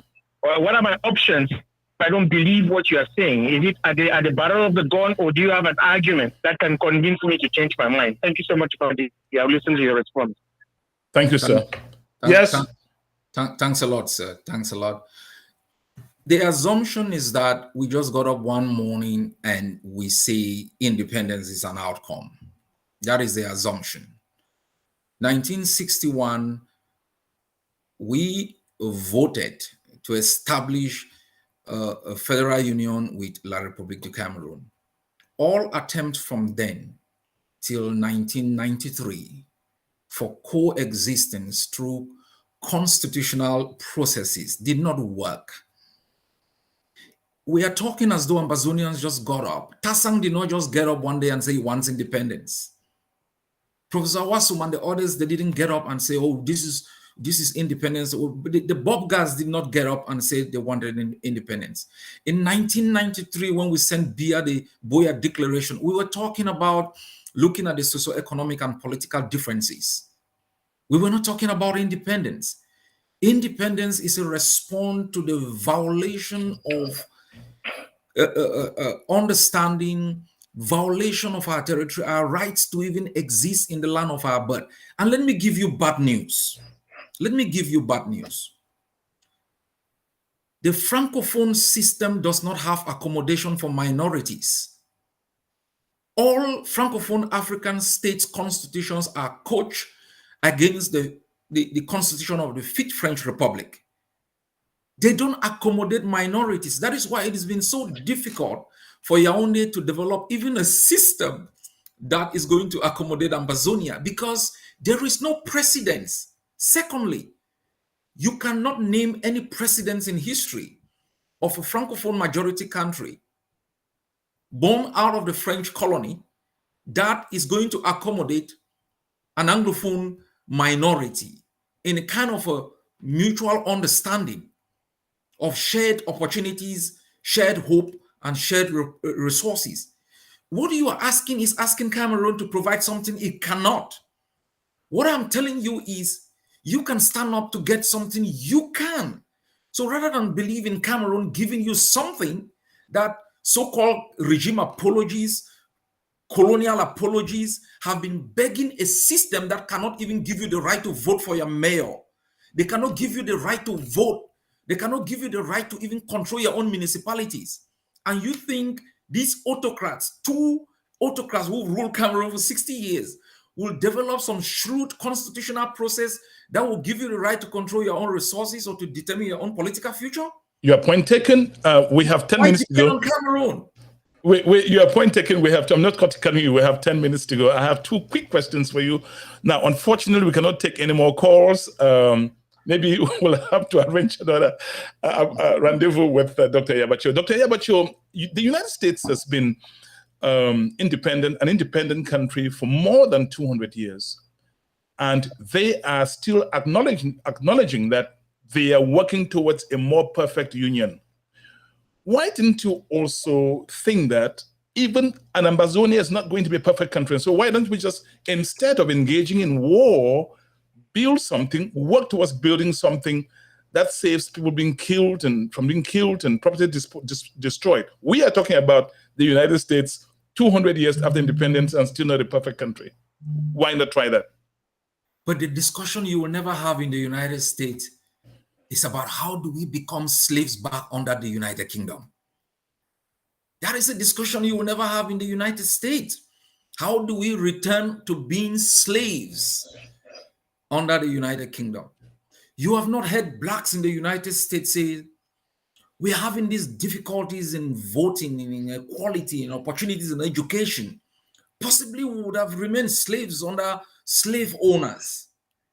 We are the only people, when confronted with little difficulties, we say, oh, rather surrender our right to exist as a free people in the arms of butchers and people who do not even give their own people opportunity. What is it that Cameroon can give Ambazonia? If you come to the halls of Congress in the United States, how, in terms of what can you plausibly make the argument that some parts of Cameroon had been held in slavery? Knowing what slavery was in the United States, are you sure that you're going to be able to encapsulate your arguments in real terms to convince an American Congress? Listen, all the times I've met diplomats, they have been convinced.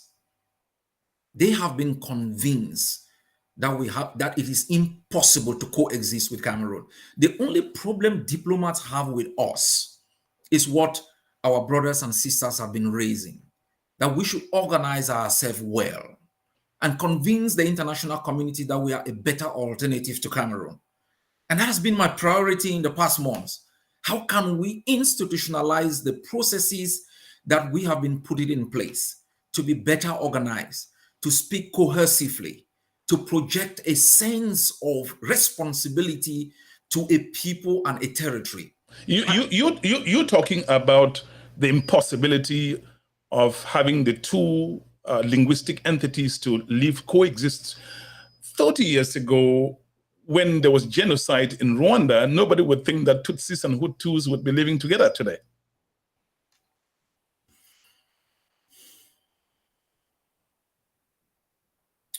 If you were having this discussion with Kagame before he rolled over into Rwanda, if you'll be having these discussions with Habyarimana they would have told you it was impossible.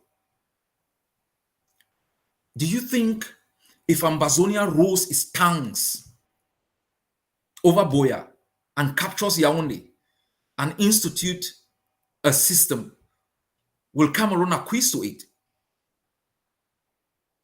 Will Cameroon acquiesce to an Ambazonian's victory that takes over also Cameroon and institute a system that makes Cameroon subordinate to it? We love the development in Rwanda. We love the strength of the vision of Paul Kagame. How long can that vision last? Look, Ambazonia is not a part of Cameroon. Cameroon has refused coexistence. Our struggle for liberation is as a consequence of Cameroon's denial of coexistence. Our struggle for liberation is as a consequence of the impossibility of that coexistence in the first place. I hope one day, I'm trying hard to get maybe Professor Elvis Ngole, who is the Chief Doctrine Officer for the CPDM, to come here, or anyone who will be able to come here and take some strong questions. Before we go, last question. Many people have asked me to ask you this question. Do you have a problem with Francophone Cameroonians or with the Francophone-led majority leadership? Who do you have a problem with? Cameroon as a state. You see, don't judge Ambazonia based on perception. Thousands of our people have been killed. There are thousands of Cameroonians in Ambazonia. How many have been killed? Our people have even called me to declare war on Cameroonians. I have resisted that call. They massacre Ambazonians on a daily basis. Have you seen the Cameroonian killed? To judge Ambazonia based on perception is absolutely wrong. You read a lot, Dr. Ayaba Cho. Who is your mentor when you read about revolutions worldwide? Who is your mentor? Or let's narrow it down to Africa. I don't have a mentor. Not even Nelson Mandela? I respect Mandela, but I hate the compromises he made. And so I believe in some level of aggregation, that studying these daredevils and looking at what they did right and what they did wrong, and being able to build a different model that responds to the realities of our time. There are many revolutionaries. There are many, you have Kwame Nkrumahs and the others, the Tourés. You had revolutionaries who made fundamental mistakes in the way they perceive struggles. And because it was based on the context of a struggle between communism and capitalism. I have studied a lot of struggles, a lot of individuals, and I'm picking out some of the areas of their genius and trying to build a novelty, a new model that we can use going forward in the 21st century.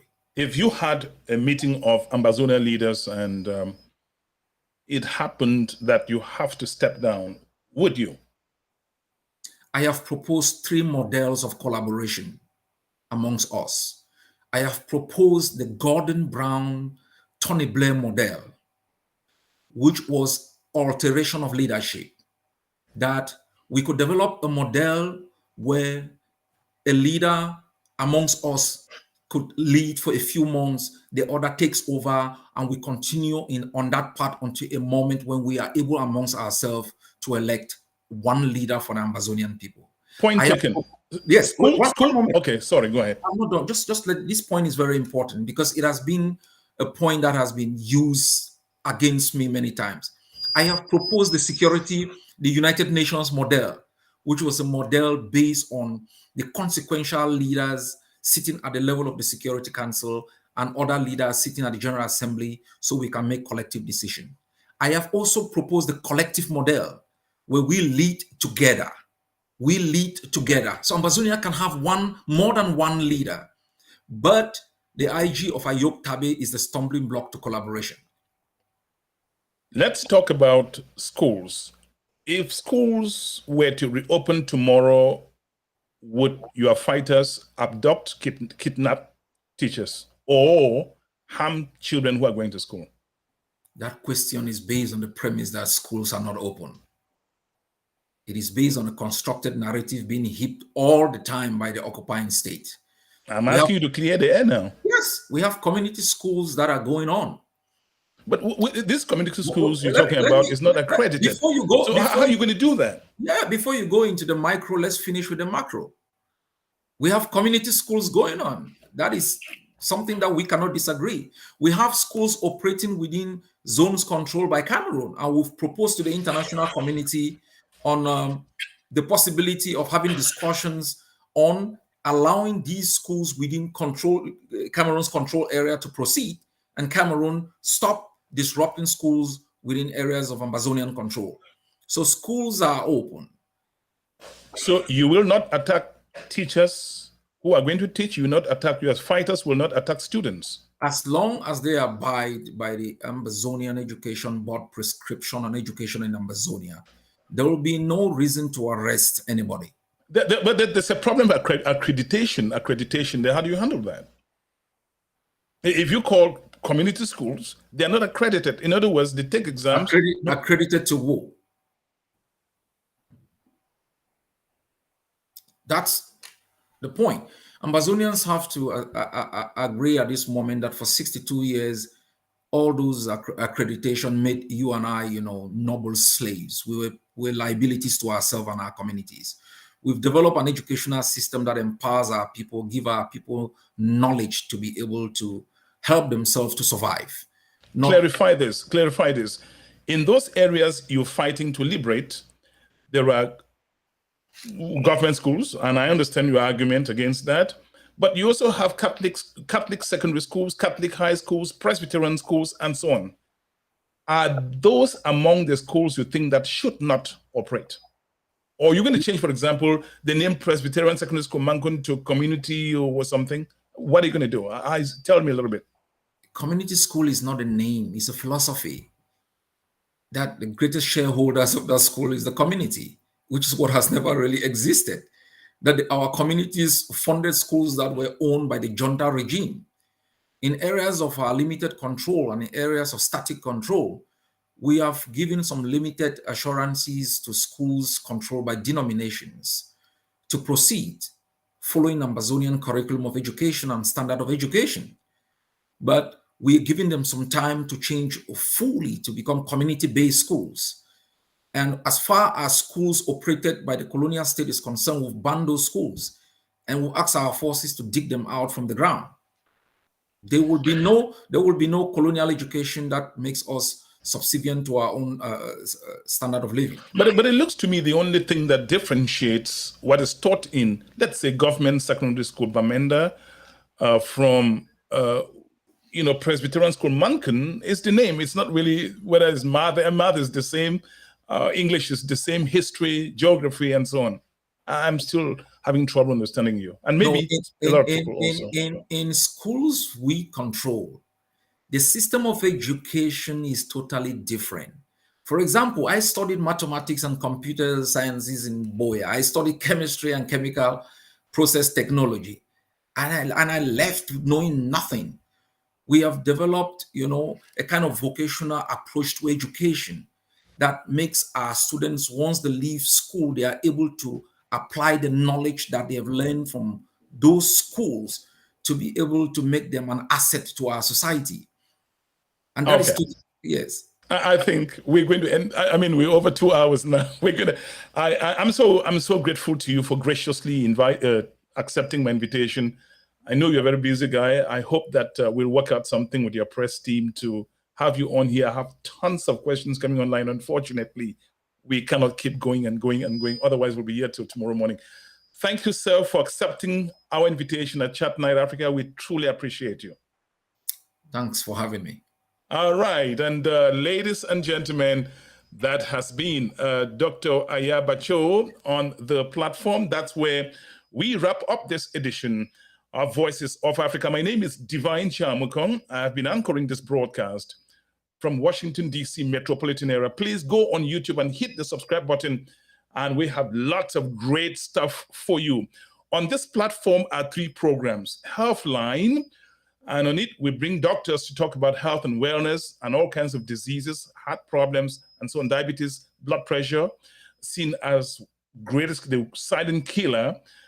We have Voices of Africa, which you are listening to now, watching now, and then we have Family Matters. Thank you so much for coming to be with us. You had so much to do this afternoon, this evening, depending on where you are, but you chose to watch this volcanic edition of Voices of Africa. Merci à tout le monde, and I'll see you soon and very soon. Bye for now. I'm coming back. I'm coming back. I'm coming to get down. I'm coming to dance, We're gonna dance, we're gonna get down, we're gonna party hardy, we're gonna boogie woogie, and when we jam, it's out of sight. This song right here, it's dynamite. I'm ready.